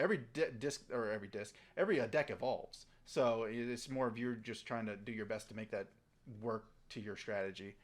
But nah, yeah, that's what I've been telling Margaret and Jeff. I was like, go on Limitless, find someone's deck. You want to run something, look at those, see which one toots your horn the correct way, and just go with it. Yeah. Yeah, exactly. And then That's kind of like, I was trying to find a Mad Party expanded list, and I was having a hard time doing it, and I came across your video, and I'm like, shit, man, this looks good. I'm like, this is exactly what I was looking for. Thank you. Yeah, there's no shame in just like like I said, it's the hardest thing to do in the game, so you have to first become a great player to become a great deck builder, in my opinion. Right. I think that's otherwise every single card game. That's the hardest part, is building. Yeah, so like on the level that you think you can build decks on, and you think you want to be on, like you first have to understand how the game works fundamentally on such a high level, to then be able to build the decks to operate at that high of a level, to make them work how you want them to work. Yeah, that comes definitely into like understanding the more in depth, like behind the scenes mechanics of the game, and what makes the game flow, and the board state, having the correct setup and all that, for sure. Yeah. And kind of how does that tie into like your picking or selecting a deck for any particular format as well? So I always play, so in the online era of things, like except for like the Players Cup tournaments, the big ones, or sometimes the invitationals, when I get into those, I'll always play whatever I just kind of feel like playing on the day, for those kind of tournaments. But when I get to like the invitationals or the the bigger stages of the Players Cup, or like regional events, I'll always play what deck I think is best, whatever I think is best for the tournament. Because my logic is I could play the deck that I've won regionals without playing a single game with the deck I played. I just was like, I think this is the best deck. I haven't played with it. I played 0 games. Then I've gone on to win regional championships by being like, I just think it's the best play. So I could play the deck I know really well, and I'd be like, all right, I can probably make day 2, maybe top 32, top 16. I could play this deck I have never played before, but I think it's the best play for the tournament. And if I misplay too much, it's so good, I'll probably still get top 32, top 16. But if I play well, there's a good chance I top 8. And then from top 8, matchups kind of take over a little bit more there. If you just hit a bad matchup in top 8, you're kind of in a bad spot, of course. But it's worked out a couple times, and I've won the tournament. So yeah, I always just play what I think is the best.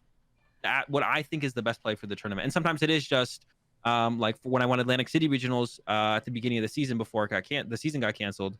I was just like, I don't know what the absolute best deck is, but I really like Mewtwo, Welder, and it's definitely a good deck, so I'm just gonna play that. I couldn't come up with what I thought was the absolute best deck, but it was close enough.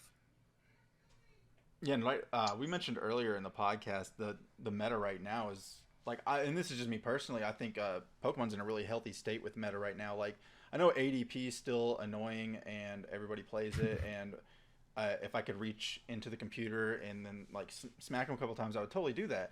But like, I was telling Margaret and Jeff, I was like, if you want to get started now is a really good time because you got so many good. Even the tier 2, tier 3 list are capable of knocking out these tier 1 lists. Like my single strike Urshifu deck, I'll knock out tier 1 decks, especially when everything plays out right. That's almost like it's real healthy right now because yeah, ADP's still there. I don't think it's as busted as it was when it first came out, but because there's so many different ways to beat it. But I was like, man, you got Mewtwo, Mew still playing really well. You got Pikarom, which everybody said was gonna die. It's still dominating the scene in my opinion. Luke Metal, you got, both. I mean, Rapid Strike Urshifu. I mean, even Urshifu Dragapult kind of made a little bit of a scene for a little bit. But it's like I told him, I was like, this is a real healthy state because even tier 2, tier 3 decks are winning tournaments and getting top places. Like, so it's really good to like figure out what you want to play. And right now, it's like probably one of the best times to do it in Pokemon. I think Pokemon's on the right direction of doing that because originally, like it says, everybody was running ADP.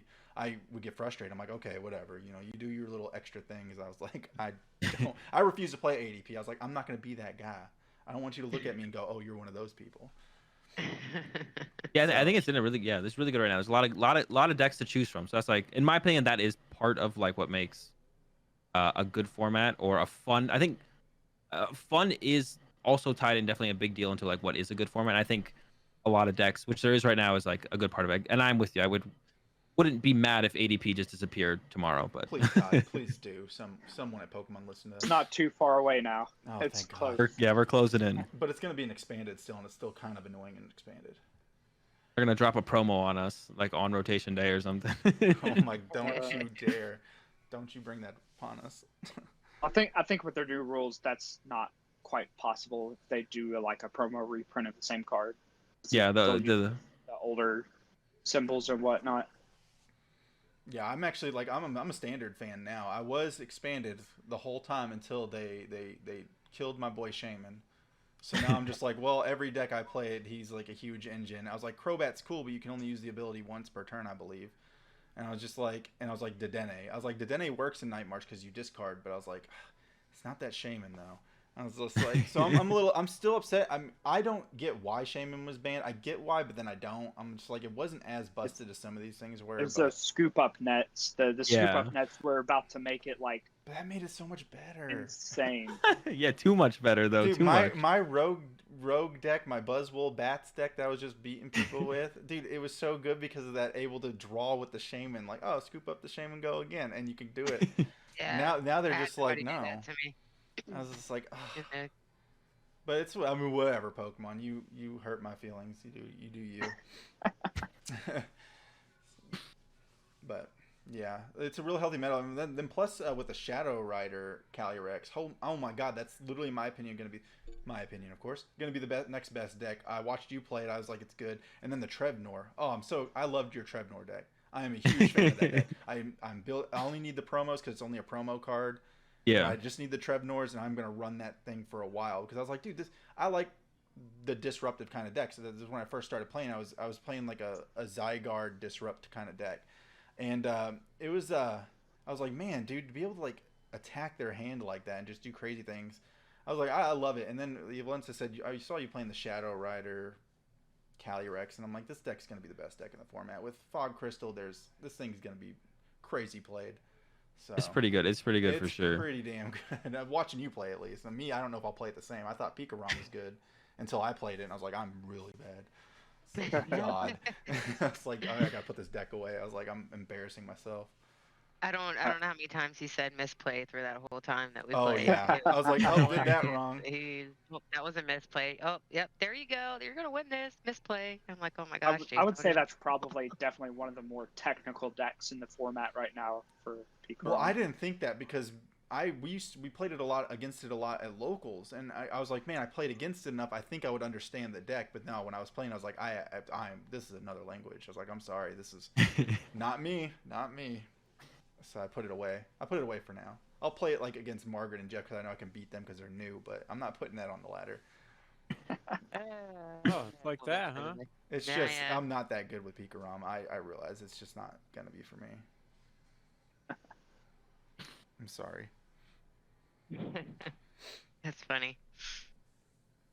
So for us being new, is there any advice that you like give to new players or anybody stepping into the Pokemon world Get good. that you just Like I said, like it depends how like competitive you want to be. Like the number one thing for competitive play is just copy paste deck list, I think. And I think the number thing I always tell everyone who just wants to improve is you just have to play the game. That's basically it.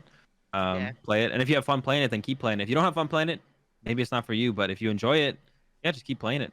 And then yeah, don't be afraid to Right. copy paste deck lists for sure. Because like I said, like if especially if you're trying to get like, and maybe not super competitive, but like maybe playing tournaments and you want to be able to like understand like what's going on and you want to give yourself the best chance to win and like improve on that level, then yeah, just copy paste deck lists for sure is like one of the number one things to take advantage of for sure right now. Yeah, All right, it's cool. definitely a fun game to play. Especially, I told her because they played Magic and Yu-Gi-Oh. I was like, when they start playing in real life events, that's when Pokemon is actually really really fun. Where you're not sitting on the screen all day because we're in that era where Right. we're online. I told them I was like, regional events are a completely different thing. I like it. It's competitive because you got those players out there that are trying to top that, but overall, it's just a good time. Like I've never had a Yeah. bad time at a regional event until probably Knoxville, but that was only personal issues. Jeff, you were a judge there. You understand why I was upset. Man, you'd have to jog my memory. That's The a one while the back. when I said day charge instead of day change or whatever, I said it Oh, backwards, and my opponent called the judge and said I didn't pronounce the ability correct, and they told me I couldn't do anything, and I was like, oh my god, I didn't. It was the first time I ever had a judge call. I didn't even knew I could argue and be like, this guy knows what I meant. But I didn't say that because I yeah. did say it incorrectly. And the guy called me. He's like, sorry, 9 hour ride from Texas. I'm not losing this thing. To see the guy drop What? like in round four. But I was just like, wow, that really killed me. I went to Jeff. I was like, really? I mean, we all play Pokemon. Everybody knows what Dedenne does. It's one purpose in Yeah. every deck. I was like, I rarely see this thing attack. I've seen it maybe once in Pikarom attack. But I was like, it never attacks. Everybody knows why I'm putting this down here. I was just like, I told Jeff, I was like, I'm dropping after round one. He's like, why? And I was like, because the guy killed. I was like, he killed any fun I was having with that. And then Jeff pep talked me into And staying. that was round one, round one. was it? Yeah. Yeah. I was Yeah. like, oh my That's gosh. a Wow. tough break on the first round, but for sure, I mean, you can't let that one thing get to you. Yeah, I was just like, And, all right, I continued to compete. Didn't do too well. I was running Quagsire, I think, because The nag quag. yeah, or I call it Swagsire. But That's better than people who call it quag nag. yeah, So so that's I'm what I down was. with that. Yep, so that's what I was running. And I loved it because I had my answer to Pikarom. I threw the fighting type one in there. I was like, "Oh, I can't wait to play you Pikarom players and body you with this guy." But didn't play any Pikarom players, so it didn't work out. But I think I ended up dropping after round 7. I was just like, "Listen," I was like, "I'm not topping," and I was like, there was other events to do there too, and it's Knoxville. Knoxville is a nice area. But no, regional events But you overall definitely are a good time. definitely had though. fun after that too. Yeah, and like I said, regionals are mostly a good time. You'll get those players. A lot of them call them judge sharks or something like that, or I don't Rule know. sharks. There you go. That. Yeah, what he yeah. said. You gotta. Yeah, they're gonna exist. You have to be able to. And yeah, those are actually that's one of the. If you definitely had have argued it, they would have probably ruled it in your favor on intent because it's very obvious what you were trying to do. Mhm. I think it's usually how it rules that way. But yeah, those players exist, and unfortunately. But that was the believe it or not, that Unfortunately. was the event. I saw you at the top. Same event. I saw you at the top table, and I was like, ah. I was like, this is what it's like to be up here. I was like, this is nice. You had like a crowd around you too, and it's funny because they always tell you don't go around the players, but for some reason that top 8 table, everybody's just watching, like lurking. I can't remember what you were playing. I can't. I remember. played Mewtwo again at that Okay. one. Yeah. I was like, all right. But no, most regionals are fun, and it's a whole different experience for the Pokemon game, Margaret. Like, I know Margaret says she wants to do it competitively. Jeff plays so many TCG games. I don't know if he can play it competitively. It'll become a bill itself. But yeah, Margaret's really into it, and I really hope that she'll join like events because I'm gonna try my best to hit the Pokemon scene hard this year. And back then when I was playing like Buzz Rock and all that, I was playing Pokemon a lot where I was understanding and getting my mind correct. Nowadays it's because I've lacked on it, and been playing a lot of Warzone and console and PC games. I've stayed away from Pokemon, but now that I got back into it, I'm just trying to get my mind right so I can actually like play Azul one day in a regional and beat his ass. So I'm ready for it, man. I'm ready for it. No, I'm just kidding. You know what? Where's my goal list? I'm gonna write that. Play Azul and kick his ass. Nah. No, it would be really cool to play someone like that. I think that the top player I've ever played that is well known in the Pokemon community is Ross Cawthorn. That's the only guy I played. I played him at a Cities event when they were called Cities. Yes, it is, Souther, bro. Yes, sure it is. Yes, Sutherland. Joshua Sutherland and people in chat. He did well in the Players' Cup 4, undefeated. Yeah, he did okay. He did okay, so. Yeah, okay. Yeah, you did okay, Azul said. Josh, take that. Nah, Josh is actually one of our local guys. It's great. Yeah, like playing him and losing to him, too.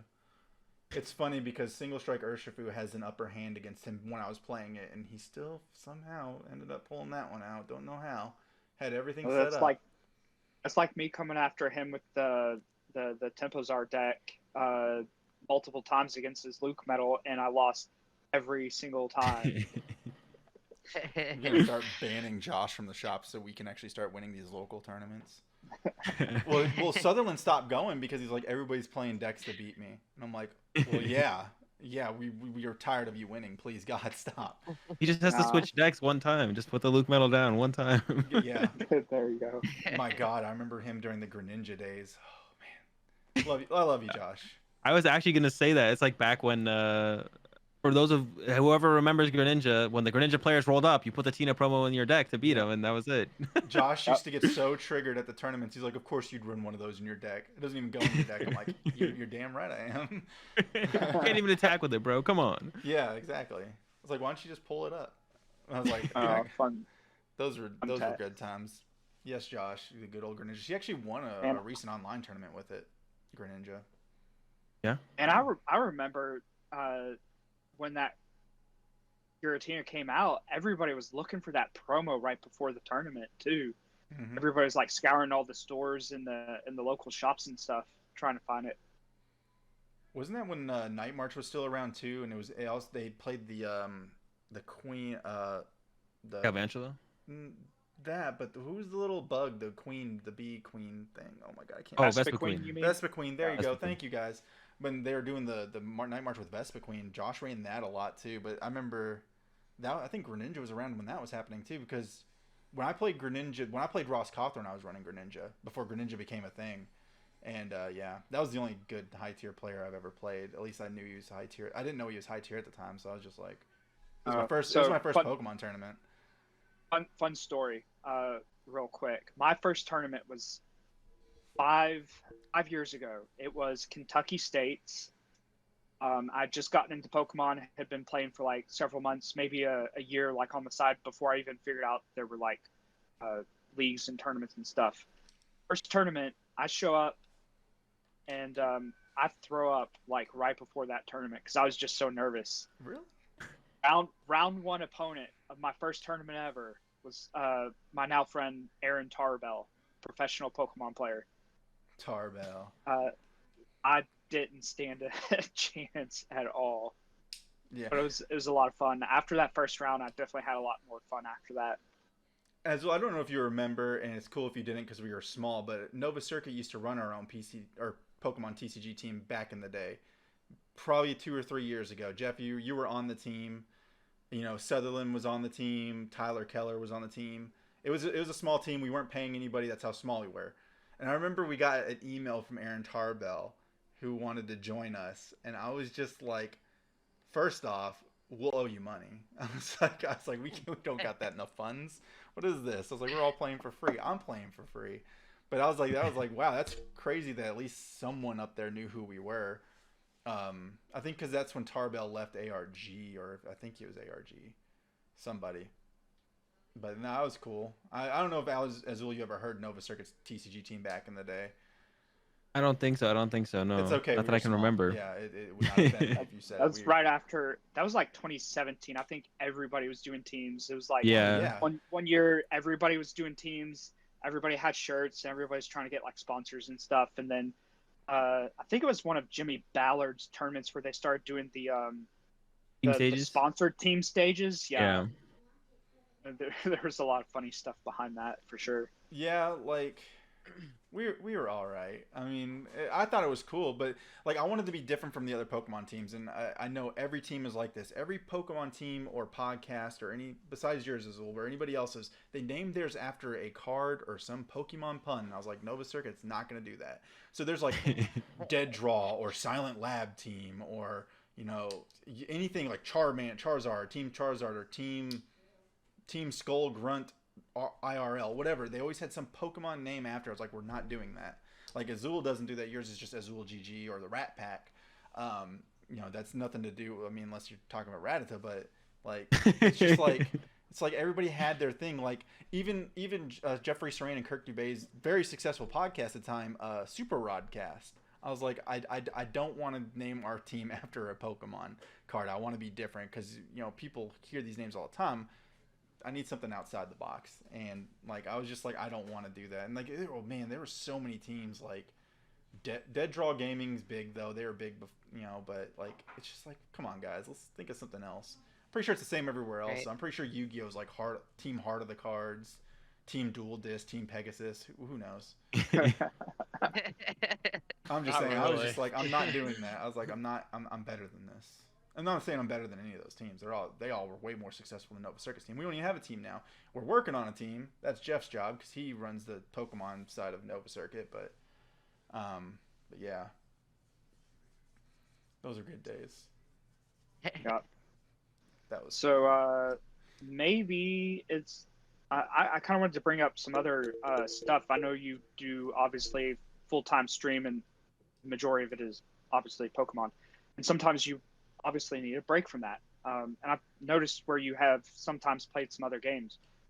One example was one of the most recent ones I saw where you're playing the new Resident Evil Village as well. So like what you mentioned, like League of Legends and maybe one or two others, I forget. But like obviously you're still like find time to stream and other stuff. Like what are your other interests outside of Pokemon?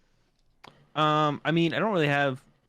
I've been recently, like, as far as interests go or like hobbies, I guess I've been recently getting really into kind of the whole fitness thing. I feel like there was like a big like movement towards that in COVID in general. I got caught up a little bit in that as well. Trying to be healthier, going to the gym, all that kind of stuff. And then of course another hobby that I've kind of picked up is investing. Like another big thing that a lot of people got swept up within COVID. I'm in there as well, and I'm on the safer side of things. I stay away from the meme stocks. I did my research. I think everybody needs to stay away from those. But then as far as like games go and like other stuff that I shoot, I've always loved, like you said, like the Resident Evil Village. I played that. I actually I never played any of the old Resident Evil games. I've only played the two new ones. You should. You should totally go back and play like 4 and 5. 4 was great. 4 was the best one. I've heard that before. 4 is fantastic, and they've got so many different like ports and remakes of it now.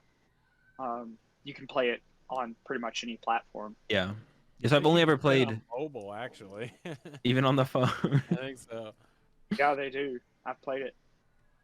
Yeah, so I've only ever Fantastic. played Biohazard and Village. But yeah, I like whenever I play like any other. I just basically start streaming whenever I play other games. Like I stream Warzone. If I stream another game pretty often, it's usually Warzone. But then I like been playing. Like I love like my favorite video game of all time is BioShock. So I'm a big fan of single player video games. I'm super excited for Hollow Knight 2 to come out. I forget the official name of it, but I'm so excited for that game to come out.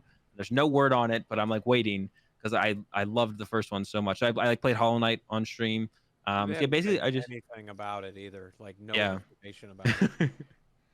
So basically, whenever like there's a new game coming out that looks cool, or sometimes I'll just be in the mood to play a video game, so I just ask my chat like, what should I play? Should like come out with games? So I played that. I played through the Ori series because of that. I asked my chat, and they're like, play Ori, so I played through the Ori games because chat told me they wanted to wanted me to play Ori. So and basically, I try and stream just kind of also another game that I streamed quite a bit of was Hades. That game was so good. Awesome. Yeah, Anyone who hasn't played wow. that game should go play Hades. Yeah, for please sure. God, play Hades. It's so good. It's so good. I haven't got into that one yet. Oh, Jeff, why? You're out of Nova Circuit. Get the hell out of here, man. That's such a good game.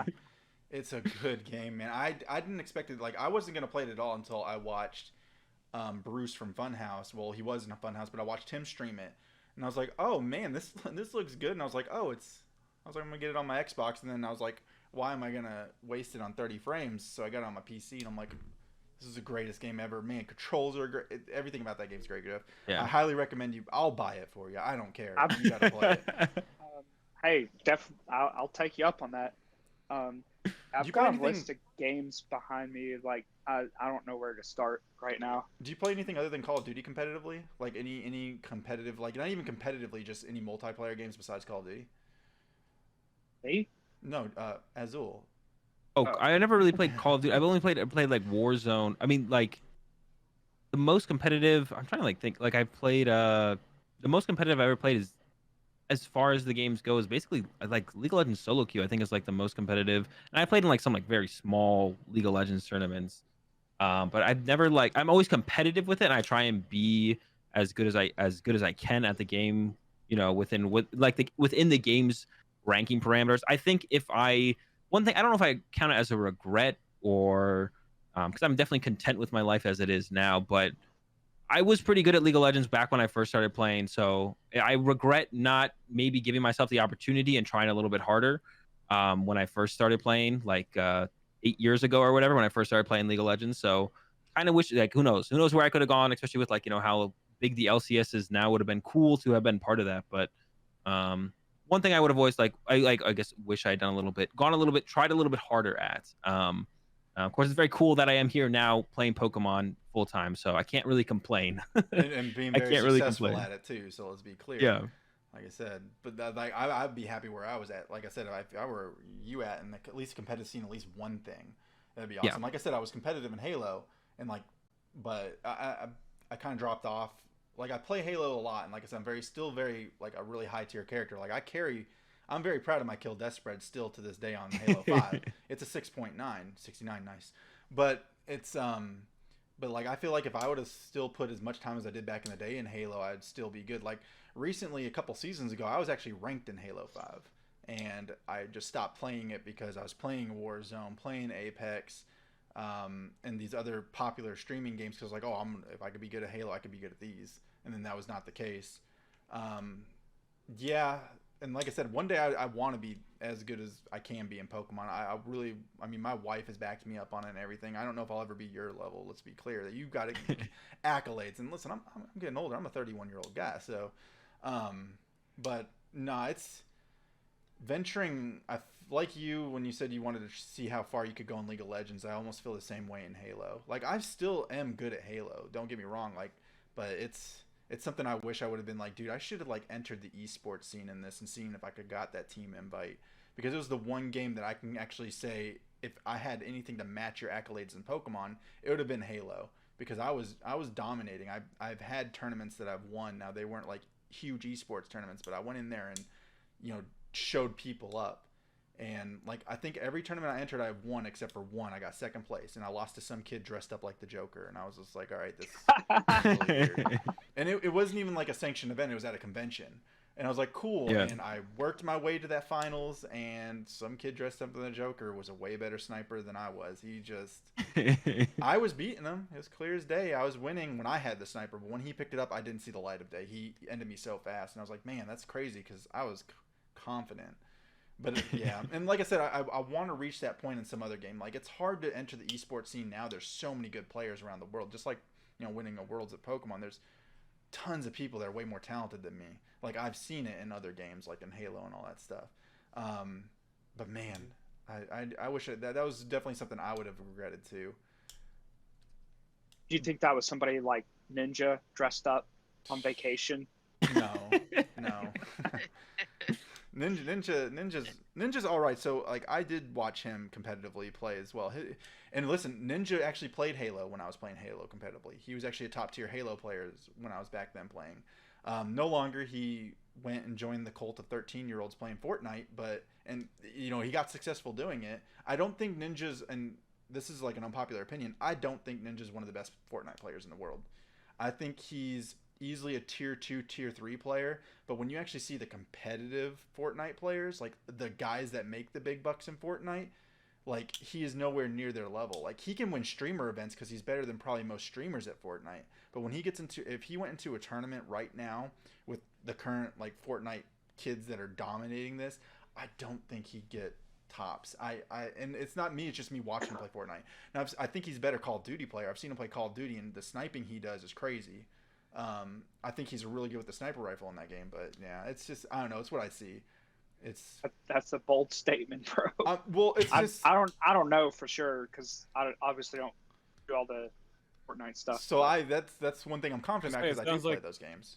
Sounds like you follow a lot of Fortnite stuff there, Jason. No, yeah, okay. Let's I'm way above the age of 13. I do not like Fortnite. I don't know. You seem to know a lot about all the top players. And where it's because factors into it. Well, because I am interested in. I am good, and Margaret can tell you because she plays games with me most of the night. I'm pretty good at most of these games. Like video gaming is one thing I've always been really good at. Like I said, I wish it translated over to card games, but it's whatever. God didn't bless me with that kind of brain. But it's like I could see these kind of things, like even Dr. Disrespect, who a lot of people think he's a super good player in like PUBG or Warzone. He goes in those competitive tournaments. I'm like, I mean, no offense to Dr. Disrespect, the 2-time back-to-back 1993-1994 Blockbuster Gaming Champion, but he's not.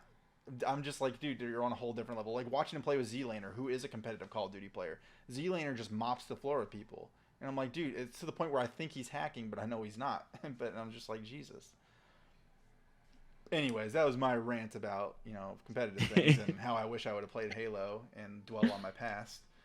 And how he loves Fortnite so much. Remember when Azul said, don't look to the past, look to the future, and he started doing that. Yeah. Don't worry, the future is me versus Azul on a stream, and he's gonna get I'm gonna have a shirt on that says I'm gonna dominate Azul. You know what? Actually, I promise you this, Azul. In real life tournament, since I'll probably reach out to you to Discord, but if you're gonna, I'm gonna be like, hey, you gonna be at this regional? If you are, I'm gonna create a shirt that says I'm beating Azul at this tournament. I will. Sounds good. I'll post it all over social media, and then people are gonna know, and then you're gonna see me that day. And I'm like, listen, still didn't wash the shirt. I'm here. You're just gonna have to overcome the tournament software and actually get paired up with him, though. I'll figure out a way. I work IT. I'll throw some bucks. That's actually. In there. Speaking of gaming, I actually love so I don't play like tournaments and stuff or any stuff. Like I play, like I said, like League of Legends solo queue is about as competitive, and I mean that's fairly competitive, trying to like go as far as you can in that. But I love watching esports in general. Yes. I watch everything: CS:GO, Call of Duty, Halo. Like I know so many old names for so many games. StarCraft. Yep. I've watched so much esports in my time. And I love watching all of it. I think my number one game that I like watching right now is CS:GO. I don't even play CS:GO. I played a game of CS:GO probably like 5 years ago, but watching CS:GO competitively is like, I just love watching that game. No, it's I so fun to watch. those tournaments too. Valorant's actually, even though Valorant is CS:GO, I even like watching the Valorant tournaments right now. And then Valorant's good too. If you don't, and because you probably haven't heard much Nova Circle. We play a lot of Paladins, and even Paladins has their own tournaments going on, like their own championship series, and I watch those. I still watch Overwatch, even though it blows my mind sometimes because I don't see why they're making an Overwatch 2. I kind of got mad, so I stopped watching. I was like, why? But I love watching esports events. Even I love watching Worlds or Pokemon events when I can't reach them. Like there's something about watching these competitive scenes, and it gets me amped. Honestly, it gets me like excited to play. Like when I watch a Pokemon regionals, I get pumped. I'm like, I have all my cards with me. I'm like, oh, I'm gonna put this deck together. I want to act like I'm competing with these guys. It's there's some joy and thrill of it. It's kind of like when someone gets excited to watch their favorite football team play, or something. It's just really fun, and there's so many events. That's the one thing that kind of helped COVID was there's a lot of great online events. So every day you're seeing a tournament for something or a league of some kind, and they're all over Twitch. Right. So it's really exciting. I watched a little bit of League of Legends back in the day, but when I tried to play League of Legends, I was like, all right, I'm not that great at this game, so I stopped watching it competitively. I do have a friend that does play it competitively, who streams, but I realized League of Legends wasn't hard. It's just if you don't have all the characters at your fingertips, you're not. It's kind of like Paladins. If you don't have all the champions, you're a little bit behind because you only got a small hand size of characters to choose. And sometimes it's not the meta. Right. So you'll see me on a Halo tournament one day, guys. Watch. One day. One day. One day. Can't Man, wait for I Halo hope they. Infinite. Well, that shit passed for me a long time ago. What were you saying? Yeah. Azul? I mean, dude, I'd be sick. I remember some of the best viewing experience of watching. And I regret. It was unfortunate that I never got to go to an MLG event, not to play in it, but just to even spectate. Me and my brothers were gonna go to MLG Rhode Island, but there was. I couldn't go that weekend because I think there was a Pokemon event. There was a regionals or something, so I had to go to that instead. But watching the old MLG Halo 3 was, if I could go back and like relive a viewing experience of an esport, it would be Halo 3 MLG for sure. Those events were so fun to watch. It was insane. They were awesome. Love The that. perks Yeah, that you got for going to those, like when you played Halo, because when Halo 3 came out and the MLG events were going on then, if you actually attended one, they actually gave you a custom little avatar for your little Halo name if you actually attended an MLG event. And that's I remember that. That's how we could tell if we were getting into real serious shit when we were playing somebody. We're like, oh god, this guy went to an MLG event, he's probably good. Because we were able to tell if they were good players or not by looking at their kill death record, how many games they played. We could tell if they were a account that someone was trying to buff to sell to level 50. But yeah, when you saw MLG, you're like, oh shit. Now Halo 5 kind of has the same thing where they have you at the championship rank, which I have not got that rank. I got the one under it, and those guys are a complete different level. Because when I play against champion players, I'm like, wow, teach me, because I get bodied. Like I'm really good at Halo. I'm super good. But when I play those guys, I'm like, all right, obviously I'm not you don't that know great. what you're doing. She'll hear me whine about it. I'm like, why? How do you get that good? You are hacking. There's no other way you can kill me unless you are hacking. It's literally my excuse for everything. When someone beats me, I was like, It's hacker. hacking. Well, if I know they're better than me, I call them a hacker. People that kill me that aren't better than me, I just rage, and you don't want to hear the things that come out of my mouth. It's just all part of that smack talk. Yeah.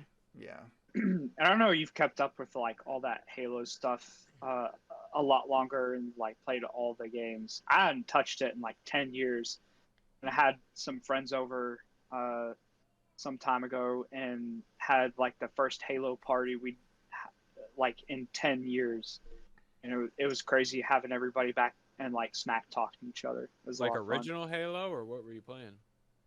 So we had like that Master Chief collection thing. So Okay. like we actually went through like 1, 2, 3, 4, 5 and played them all. Well, 5's not on there. Trust me. Yeah, What's five, it? yeah, Isn't five's it? not on there. Trust me, No, we it's just wish. Halo. Every Halo They game probably up to had 4. a separate. I think they had a separate disc for it then. Trust me. Yeah, they had to. We made the mistake of playing Halo 3 SWAT, which was the most inaccurate SWAT game of all time, and trust me, I know my Halo. I still play. I've played Halo since, so I didn't start until Halo 2 because at the time I was more of a PlayStation kid. And then when when we got our first Xbox, I still wasn't playing Halo, but I was playing Halo 2 with I played it, but I wasn't playing competitively. I was playing with my friends. You know, my friend Britt would come over. We'd, talk shit, and then I'd get dominated. I was not good against my brother or my friend. And then Halo 3 came along. I was playing Madden, trying to be competitive at Madden because I was really good at sports games. And then my brother played Halo online, and he played ranked. So my brother, I would play on his account, and his rank was like 46. 50 was the highest. So I'm playing these really good players because Halo would matchmake you to people around your level. So when I started playing Halo, I was getting bodied. I was like, dude, I'm not good at this game online. But for some reason, I still enjoyed it. I enjoyed getting my ass smacked from here and back. So, I kept playing, and I was like, cool, this is cool. I'm going to create my own Xbox Live account because I worked at GameStop, so I actually have my own cash flow. So I bought my own Xbox Live account and got on Halo and started on a brand new account. And holy crap, did that not help me be good? Like, I was just like, oh, man, I'm dominating all these little weak kids. And then finally I leveled out around level like 36, 37. And I was just like, okay, so now it's good that I'm playing people around my level because I really need to not dominate weaklings the whole time, because you're not going to get better playing someone less, not as Yeah, good I as kind you. of had the same experience doing online play with some of the Call of Duty games for a short period of time. Yeah. Like the Huh? practice and constant hours, like I thought definitely somebody makes was up. calling me. Oh, Yeah, we heard you. Yeah, we heard you. Real professional. sorry. But no, I thought one of the boys were calling me. I swear I was hearing mom. So no. sorry. But no, me and Mags used to play Call of Duty too, and I wanted to get into that competitively, but there's too many hackers in Warzone, and Oh yeah, it's just too much now. we haven't touched Warzone in 2.5 weeks. So Is that Yeah, mostly it's just been killing like recently. playing on PC versus console? yeah, called frames per second. Because let me tell you something. Playing on console, like no, so my Xbox One X, because I can't get a Series X because scalpers are winning that battle. Um, it can run it up to 60, but it doesn't get that full 60 frames. So I played on my PC more, which I can get easily 120 frames, no problem. And let me tell you something, frames actually matter in Call of Duty because you're Oh, a yeah. step ahead on movement speed. And my kill count went up. I was averaging like 3 to 4, and it went up to like 6 to 9 on kills. But like I But said, the hackers just the took hackers over. just kind of took over. It was like no point. It's like, wow, And I'm really like. And the cool thing about Call of Duty is me and Margaret play in a very aggressive style. We're not camping out. We go in there. We want action. We want to get kills. We want to pretty much dominate. And right. it really drives us crazy where we're like in this game, and as a team we're close to 20 kills, and then for some hacker who's just sitting there has auto aim and boom, you're gone, or wall hacks, and I'm Yeah. just like, there's no point in me busting my ass to try to get points when a hacker gets me. And I'm not the only one that's complaining about this. You've seen the esports, you've seen I watched the nade shot tournament and all that stuff, and people have complained. And even the Z laner had one of his opponents complain about it. It's just it's so full, and Call of Duty has no support. They have Raven, and Raven's not even like, I don't even think they're active Blizzard's company. They're just a third party that runs like they don't even run an anti-cheat engine. They just look for people that are hacking What's and ban sad them. about it, because it's a good game though. That's what's sad. It It's really a is like good one of the game best that, battle royales out there, and and why it's won't you ruined. do something about it? That's what I don't understand. Is As like much as you I have hate so to say many it, I people might that go to want. Fortnite. I might have some little kid kill me and dance whatever Yeah. dances they do on that game. But Well, I would Fortnite has their definitely- hackers too. personally, well, yeah, but a lot of games focus on fixing that kind of stuff too. They try to block it and try to, and Not that makes Call it of Duty, harder for though. the hackers to, but not Call of Duty. Like they don't care, and then they're losing all their people. I know personally a lot of people that's just up and quit the game and sold their games and uninstalled it and all this and that because it's just too much, and they won't do nothing about it. So No hackers in they're Pokemon, by the lost. way, at least that I know of. Yeah. There's stream sniping. Like There's I saw you had yours at a delay, so that's good. But yeah, there's stream sniping. There's probably that in Pokemon for sure. I remember watching Little Dark Fury. I know during his live tournaments he actually puts a border over his cards. I was watching Azul's stream Saturday before the trivia thing, and you had yours wide open, but you had your stream on a delay. I don't know if you mentioned the timing. I think it was like 3 minutes, right? Yeah, 3 minutes. I only did a delay for the Players Cup regional qualifiers because like the other littler like the weekly online terms and stuff, I feel like there's so much less on the line in those. I would just kind of hope that people don't snipe, and I'm sure I've been sniped numerous times. I actually even once had someone come into my chat and they were basically like, "I can't believe I lost to you. I saw your hand the whole time." Like literally, like straight up, just like I was like, how did I lose? I literally, I can't believe I lost you. I saw your hand the whole time. Like he just like did not understand that you shouldn't stream snipe or anything. He was like fully stream sniping, and then I still beat him, which was funny. I would talk so much shit to him. I understand you're trying to keep a reputation, Azul, and you do say you do have potty language. I'll say it right now, potty language on your stream. Yeah. But I would have roasted that kid. Like that's right, get the fuck out of my game. You're never gonna be worthy enough or something. Right. That's what I would have done. But It was a very funny moment though for sure. Yeah. But yeah, it happens, and it's like for the bigger events, like the Players Cup regional qualifiers, like even for my keys, I didn't do a delay, but for the regional qualifiers, I did delay the last time. I didn't do it the first time around. Did delay last time and this time, and then I think I'd continue to do that. And it's just I feel like more on the line, people are gonna do it. There's a higher chance like that people will be motivated to do it, right? Like I feel like some people just won't do it, but a lot of people have their breaking point where it's like when there's enough on the line and they care that much, even if it's like if we're just in, maybe they don't initially stream snipe, but I'm against them and we're in a really intense late game scenario, and they just like, I just need to know what's in their hand. They just go over to my stream and check my hand, right? Like, Yep. Right. so yeah, I think it's worth it in those scenarios because I think it's more likely that it would happen than not, than in the other like weekly tournaments where there's like so much less on the line. So especially with your streams, because you have hundreds and hundreds of people watching you at one time. So I was like, and I was thinking about that on Saturday. I was like, dude, one of these guys has got to be watching him. And I wouldn't do it personally because I already know my place in the Pokemon game right now. But it's I was just like, man, it's crazy. But I mean, I don't see hacking's not an issue in Pokemon. Stream sniping, I could see how it's a thing, but like I said, you guys, like I said, Little Dark Fury. I've even watched Zach, Lesage or Lesage, however you say his last name. I watched him live one time, and you guys pretty much have everything set up to where you do your best to prevent that anyway. So, yeah, it's I enjoy watching him though. I was like, all right, cool. I like watching you successfully run Pikarom, unlike some people I know. But no, it is cool because I thought you were gonna run E-Turn because I think you mentioned the stream before that you weren't sure what you're gonna play for it, and I think at the time your toss up was between Pikarom and E-Turn. I think you played E-Turn actually. Yeah, I played E-Turn, yeah, and you were like that, and I was like, I wonder what he's gonna run because at the time I think you were saying Pikarom was like probably the best deck in format, or at least that's what I thought I heard. And I see how E-Turn could. I don't like E-Turn because I hated it, and I was so glad that fighting decks became a thing with Urshifus. Because man, I really got tired of seeing E-Turn decks and expanded, standard. I was like, wow. And there was really at that time nothing to compete with Dark that I knew of, at least to my knowledge. And it's good that shit got settled down. I was like, oh my god. But no, it's still a good deck though. Weakness Guard's pretty good, and I think E-Turn's setup is just way faster than Urshifu in my opinion as well. But yeah, you ran E-Turn. I'm sorry for that. I thought No, yeah, I ran E-Turn. Yeah, it hits pretty hard, pretty fast. That was basically what I was hoping, just like not play against Rapid Strike. Yeah, but you called it though. That was so funny. Yeah, I was like, I know. I was like, oh my god, he did. He called it so good. It's like they're gonna put me up against the Urshifu deck. They always do. It's always a certain amount of matches. Watch, and then lo and behold, and I was like, oh my god, he knows. He knows that this is gonna be in this top because at that time you were 3-1, I think. And I was like, yeah, he knows. Yeah, I think so. Yeah. Good times. Love it. Due for another Urshifu. I like Urshifu though, so it's my boy.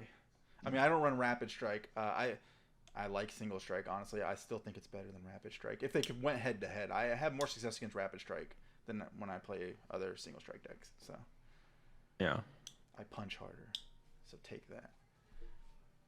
But no, it's really fun to watch your tournaments. Like I said, I always have Margaret watch with me, and even your YouTube videos. Like I said, your most 2 recent uploads are really nice too because I'm really in love with your Trevnor deck.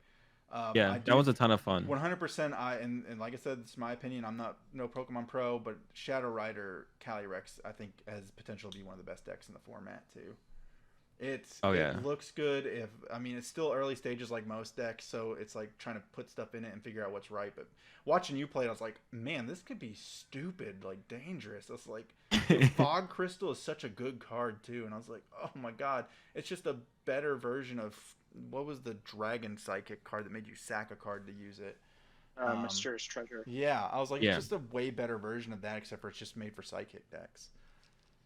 Yeah, it's pretty good. It's pretty good. Yeah, it'll be a tier 1 deck for sure, I think, for this format. And we'll have to see what we get in the next set. But for this format, for sure, I think it'll be tier 1. And then who knows what the next set brings. But it'll probably be tier 1 with the next set from what I've seen from what we're getting from that. And then who knows? The set after that is when we get V-Union stuff, I think. So who knows what comes out with that stuff. So V-Union, yeah. I was like, oh, cool. It's going to be interesting. Well, I was explaining that to Margaret as well. I was like, Pokemon likes to bring stuff back. Like they brought Lysander back and Pokemon research and stuff. I was like, they'll do it in a weird way. I was like, this V-Union is gonna be gold, heart gold, soul silver all over again. Watch. I was like, that's what I would be fine with that because there's a lot of good cards in heart gold, soul silver. So if they bring other stuff like similar to heart gold, soul silver back with the V-Union stuff, like that was good sets. That was my favorite. Also the best artwork of a lot of the cards, like best Switch artwork, stuff like that. So 100%. that'd be great. That's literally the best set in my opinion. I like the little tint yellow to the cards. Yeah. All that. Like I literally try to have anything standard that's from that set. I usually have in my deck, like the Pokecoms and all that stuff. Yeah, hard gold, soul silver. But that's what I think V Union's gonna be like. I know it's getting memed a lot hardcore, but whatever. Like everybody's like, hey, I got Mewtwo's thigh region if you want it, and I was like, okay, sure. It's interesting how see how they do it because the way they showed the Mewtwo was 4 cards. It was like they didn't hard gold, soul silver was just 2. It was a pretty Legends, much a tag team, of Legends, which I still thought was awesome and. It's sad that it went away, but it's whatever. The game's got to evolve and also adapt to a younger crowd as well. That's why they threw higher HP, which is getting a bit ridiculous too. I remember when I thought 300 was a lot. I remember when 2400 was a lot, and now it's like base, and I'm like, okay, y'all need to calm down, all right? Next year it's 1200 is minimum, and we're all just gonna be like, wow. Like, because I was playing Margaret with older fun decks like back in the day. I was like, cool, yeah, I could play you with this, but you're gonna body me because I have nothing to hit 240 HP. I was like, at that time, Whale Lord was the thing, and it's not. And I was like, ugh. And she's playing like Blastoise Piplup. I'm like, all right, whatever. It's like 4 turns to knock you out. All right. But it's just the way. And I think the only reason Pokemon's doing that is just to adapt to the kids. If a kid sees a higher HP Pokemon, they like the card and more incentive to buy it. Like I was the same way when I was buying base set cards. Charizard had 120 HP. Chansey had 120 HP. I thought those were the cool, most powerful cards because their HP was high. So I think that's just a selling point, and it's whatever. Pokemon's more successful than I am, so I'm not going to argue their points. But what do you think is the most right now, Azul? Truthfully, what do you think is the best deck in the format? I don't want to hear that. Oh, it could be several things. I want your opinion on what you think is the best deck. I mean, my opinion's been the same for a while. I think it's ADPization overall because, and that might change because of Path to the Peak. But you can just like play 3 Chaotic Swell if you really need to. I think it is just ADPization because it's not even that it's the best deck every single tournament, but over 5 tournaments in a row, it's going to be the best deck 3 out of 5 or something like that for the meta. I haven't played enough of Chilean Rain to know if it still is that deck, but my guess would be that it will still be the best deck overall because it just is. It's so hard to beat consistently and be able to beat enough of the rest of the meta, and it can pretty much beat anything. If you ever just run hot, nothing beats you. So the fact that it smacks around single prize decks, like it almost made single prize decks irrelevant, like right when it came out because that's the thing I hate about it most. That's really the one thing. And then like I said, an expanded Double Dragon Energy turn 1. I was like, oh my god, are you kidding me? Let's just make this card that's already busted in standard even better and expanded. I'm tired of ADP. We've preached this already in this stream. Yeah, we're close. What, 2 months? So close. Yeah, but then you said Pokemon's just like, oh, promo. Haha. Joke's on you, Pokemon players. And I'll literally quit Pokemon if that happens. I'm like, listen, that dream of Halo, it's happening. I agree, man. ADP is like, out of all the decks I play against, the one I have the hardest time with is ADP. Now, Margaret hears me when I'm playing because when we play together, she'll hear me going through my thought processes while playing because I'm trying to get good again at Pokemon. So when I play ADP, she'll hear me go, oh god, another ADP. I was like, the only thing I have is I hope if they can't alter creation turn 1, I was like, I'm kind of ahead. And then when she'll hear me celebrate when they can, I'm like, yes, they whiffed it. There's a chance. Because if they get Alter Creation turn 1, you're like, why? Why even like push on? I mean, unless they completely dead draw. And like I said, Path of the Peaks is a really good card. I feel like it will slow it down, but there's still so many ways around it right now in the current format that like they can play a counter to that and still be successful. But It's whatever. ADP can go rot somewhere. I can't wait. I'll be there next Tuesday, Jeff. If anybody runs ADP, they're meeting my fist. I'm not a violent guy. Anybody out there that plays it? Yeah, I'm a man. That was my trouble getting into the team challenges, though. Like everybody was playing ADP in those. Yeah. And it was just unwinnable. Well, it's just like Azul said, people are trying to play the best deck. Especially if it's a tournament like that, so they're just gonna push to. Yeah, it's definitely the most consistent for sure. It's the most consistently annoying deck. It's a deck that a lot of people just default to. It's like they maybe have like a favorite deck, but it's like I don't know if it's good enough or I've played enough with it. So it's also like kind of like a lazy pick as well. It's just like and that's what I do Yeah. sometimes too in the weekly tournaments. I'm like, I don't really know what to play. Okay, I'll play ADP. Like See, I can't go wrong with I've it. never done that yet, so I'm not. I refuse to play ADP. I can't. I don't want to be that guy. I feel like people look down on me like, oh, really, the obvious choice, and I don't want that. I want them to be like, oh, cool, you stood up and played a tier 3 single strike Urshifu deck. Awesome. Like, thank you. That's kind of always been like a thing in most tournaments though, because like the top tier meta deck has always been like a hated deck. Just like thinking back to like my early playing was with the Night March had just come out and everybody hated Night March. Yeah, but let's be clear. Night March was busted when it came out. Like, I never seen anything more dominant than Night March. Like, even ADP's dominant, but Night March was just like, oh yeah, it's a cute little little 30 HP Pokemon, and then it just like go God mode. Like, it knocked out anything, and you can do it in turn 1 like it was nothing. It had all the cards for it, like everything for the setup. I in my opinion, I do think Night March is more dumb than ADP, but because it was dominant for so long too. It was even in expanded. It even went over to expanded and dominated for several years. Yeah. So I mean, ADP is probably going to be around and expanded for a while, even when it recycles out of standard. So it's just interesting to see how far ADP goes. But I don't see why people won't run ADP. I mean, it's turn 1 and expanded. You could alter creation easy, and then you're already ahead of the game. Like, no one's gonna play a single prize deck because ADP just makes it not single prize anymore. Right. I just can't stand it. I will not play that deck. And you're right, Jeff. Most of the top tier decks, I hated Pikarom when it was a dominating thing. I hated, I did hate Night March until I was playing Night March. Night March was my first deck when I came back, but no, it definitely be like that. It's like, I don't like you. And I think it's just because I'm just tired of seeing it. Because on Pokemon TCG Online, it's all I see now. Like, I'm only running into those. I might run into the random Rapid Strike Urshifu here and there, but it's always ADP on that ladder. And I'm like, this is... Out of it. I'm tired of you. I'm tired of looking at you. I hope you're grounded by your parents tomorrow or something, because I'm done with you. It's like that, and I agree, it is the best deck in the format, but it's not. I feel like it's not as dominant as it was when it first came out, because there's decks definitely out there that can take it out, just not my deck.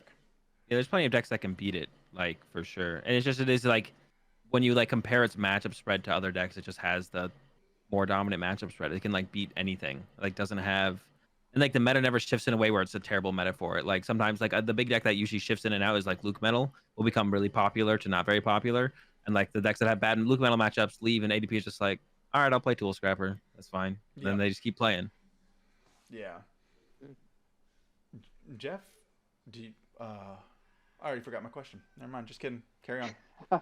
It just went right out of my head, man. I'm sorry. ADP does that, so. Yeah. Well, I'm gonna cut in here. I gotta get going. Yeah, I'm sure Azul gotta go. We told him midnight. 2 hours. 30 minutes past his time we told him we were gonna have him on for. Just gotta go to bed too. Another thing, Azul, do you really stream for 12 hours? I mean, sometimes on set release. But I only streamed for 10 hours this time around, I think. Still, 10 hours is a lot, man. We do. It is a lot, yeah. We do 4 hours, and we're just like, oh my god, we're drained. That's rough for you, man. Yeah, I'm definitely there. I don't chat a lot. I just kind of like pick your brain the best I can on the stream. But yeah, always, man. Always feel free. Oh yeah, I do. I do it with most streamers that I follow, as I usually don't chat a lot. There's a lot of chatters because I know you do your best to keep up with chat, but seeing your chat compared to ours, it's like nuts, like like constant. And then there's of course conversations going between the chatters too. But yeah, I always peak. I've peaked in the last 2 weeks of every stream. They're a really good time too. I highly recommend people that do watch this or watch this stream later to go check out Azul. I've been telling Margaret and Jeff the whole time. I was like, and I told them, I gave them options. I was like, listen, I was like, yeah, Azul's one player, but there's also other really good players you also want to look into as well. I was like, because you want to get everybody else's perspective. So yeah, I always tell them you though. Margaret's been watching you. I know Jeff's been looking at your decks. I sent Margaret a list of people I watch. There's this guy I watch called Silent Lab, who's a guy, like, I think he's European, but he makes rogue decks. I do watch a little Dark Fury. I watch Zach. I watch Azul a lot. So there's definitely a market of people you can go to, Margaret and Jeff, and watch. There's a whole bunch of competitive players that are doing something online. Azul to me is right now the most popular male streamer. Be clear, male Pokemon streamer. I don't think he can compete with like the female ones. Sorry, unless you're working on like. Oh man, never mind. I'm not even gonna say anything. I don't want to get Nova Circuit in trouble. But he's a very successful streamer, guys, and I highly recommend checking it out. I check him out all the time. I love watching them. They're always a good time too, and I get excited for when people sub because I want to hear what random ass shit comes out of your mouth. I'm like, dude, how does he come up? I always think I was like, dude, does he have a board there written? I was like, what he's gonna say? He's like, that's what I'm gonna say because they're actually catchy. Like I said, you're like, welcome to the Rat Pack. You said something about like it's like we're low on broccoli, we've got plenty of carrots, and then you're like, yeah, we got plenty of carrots, and I'm like, oh, I think my mic cut out earlier. Like, how do you come up with those little things? Do you have a bunch of them like ready to go? No, I just Like kind of when come you with it on start- the. I come with it on the spot. I just come with it on the spot. That's Yeah. impressive. Wow. That takes That's a cool. whole Yeah. level of wittiness I haven't even reached yet. I was like, dude, that's pretty good. I was like, I love it. Like when I from Nova Circuit's account, I gifted 5 subs. I forgot what you said, but I was like, damn, he's good. I was like, he's got to have those written down. That's pretty good. And then I caught myself singing the damn song too later. It's like the Rat Pack song. I'm like, why is that catchy? Why is that a thing? I was like, man, whatever. I was like, whatever. He's doing it successfully. We're not. So it's like, but nah, yeah, you do. You're definitely. It was really exciting to have you here. Absolutely. The fact that you even took time to come to Nova, tell Jeff that you were going to come to Nova Circuit and talk to us. Yeah, We're much nowhere near appreciated. your stream level, For sure. but it was really actually cool to talk to like someone like you. And I've had opportunities before at tournaments, but I see you in the top tier Pokemon groups usually sitting together, and I'm like, all right, that's not my level. They'll look at me and go, look at this peasant This player. is the cool cats area. Yeah. Don't you dare step that No, line. I see him, Michael Pramwad, everybody just standing there chatting. I'm like, yeah, I go there. They'll be like, peasant. But, no, it was. I'm pretty sure it's not like that, but it's an intimidating factor because knowing that you're such a successful Right. Pokemon, it's like, oh my god, it's Azul, Of course. Like I've watched this guy dominate the scene for so long. So, but no, thank you. This was awesome. Like we were pumped when Yeah. Jeff told us this. I was like, I had to double check. I thought he was fucking with me. And then when we had to push it back a week, because we all have life and all that stuff. I was Yeah. I think Jeff lied to me. I think Jeff's just trying to work his way up in the Nova Circuit group. And then he's like, well, Azul's gonna be like, he has something to do at 10. I was like, still think he's lying to me. Even my wife messaged me and was just like, it's almost 11 o'clock. Where is he? And I was like, patience. I was like, I tagged him and stuff, so he knows we know. I tagged you on. I don't know if you get on Facebook much, but I tagged you on that, and I was just like, I got him. I was like, this is on him. Now the card's in his court. Does he want to disappoint people and disappoint fans? But it was a good time, man. It was fun to pick your brain, and you seem like a really cool dude, man. And I mean, if you ever want to chit chat ever again on our podcast to make us look relevant again, please. This was a good time. Like I said, you're cool too. Oh, also, I have a request from one of my personal friends. He thinks you're cute and wants your number. Margaret Tyrone asked that.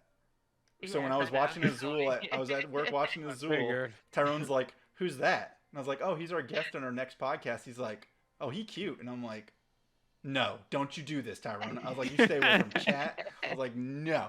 I was like, "You don't ruin this for us, man." But yeah, Tyrone was like, "Get his number for me." I was like, "Okay." But no, this was a good time, man. Thank you so much for taking time out of your day to even come and chat with us and talk to us peasants of Pokemon players, and I can't wait to see you because I'm 100% sure going to wear that shirt. And I will message you now that I have you on Discord as a friend. I sent you a friend request on Facebook. I understand I'm not cool enough on Facebook, but I don't go to Facebook anymore. Yeah, I don't like yeah. Facebook. So, but Yeah, I'm going to I've wear the been enough shirt. I'm myself. going to print the shirt out, and it's going to be like, I'm just here to beat Azul. That's all it's going to say. I'll hold you to that then. I'll hold Yep. you to that. And then I'm just going to have like a Rat Pack, but with like a little cross on it saying no Rat Pack. Even though I'm part of the Rat Pack now. So, part of the Alright. prestige Goodness. group. But yeah, Alright. thank you again. Everybody else want to tell Azul thank you for being here? 'Cause, Yes, thank you. It meant a lot. Yeah. yeah, you're Thank awesome. you. Thank you for the Awesome. deck list, man. Appreciate Yeah. it. Of course, of course. I'm gonna keep putting them out, so keep using them. Keep putting them to use. Yeah, and we'll I keep definitely shouting you will. out, man. This is fun. Yep. And for anybody watching this on YouTube later, be sure to go check out Azul's videos Yep, we're on gonna his Twitch and YouTube Yeah, as well. absolutely. Yep, we're gonna shout it out throughout the rest of the stream because after the podcast we usually play games for I until put 2. him out there. Yeah. So we're definitely yep, gonna I just shout you while we were out. talking. Check out our Facebook page. We'll put you on Twitter as well. So definitely thank you, Azul, for joining. This is, like I said, I'm humbled and so excited to be able to talk to you. This was awesome. You don't have no Yeah, have thank idea you. how big of a deal this is. Like we love when we get guests and to see that you're a really chill guy and you don't see yourself above everybody else. It's really cool, man. Right. Like For sure. I'm glad to be here. Glad to be here. Thanks for having me, for sure. and I'm gonna definitely Yeah. kick that ass at the tournament. Can't wait. Oh boy, can't wait. First thing I'm gonna do is I'm gonna seek your ass out too. I'm like, look what shirt I'm wearing, and then carry on. I'll be like, I'll see you in top 8. I'm going. I'm gonna make sure. I'm gonna watch your stream. I'm gonna hear what you're gonna say is the top play. So you better say it, and then I'm gonna play that, and I'm gonna go there, and I'm gonna bust my ass to be top player. That's now on my bucket list. Beat Azul. Now, if you Alright. beat him, If you're playing you have ADP? To, listen, Yeah, ADP. That's it. Yeah. No. wait, if you beat him, you have to take a marker and totally destroy his shirt somehow. And put like your stamp or something on it. So. Oh, he's gonna take a picture with me and then say that he beat my ass and that my shirt's. Oh yeah, no, he has to stamp that shirt too, so you have to wear it every I'll tournament probably. you go to, I'm so not you gonna can lie, say, Azul. hey, I'll probably no, get it autographed challenge and me. probably auction it off for some charity. That's what I'll probably do. Just like, hey, Azul signed this shirt where I promised I was gonna beat him. Silly. But, Sign it and then write "You suck" under You it. But yeah, no. Thank you for joining us, Azul. Yes. That was awesome.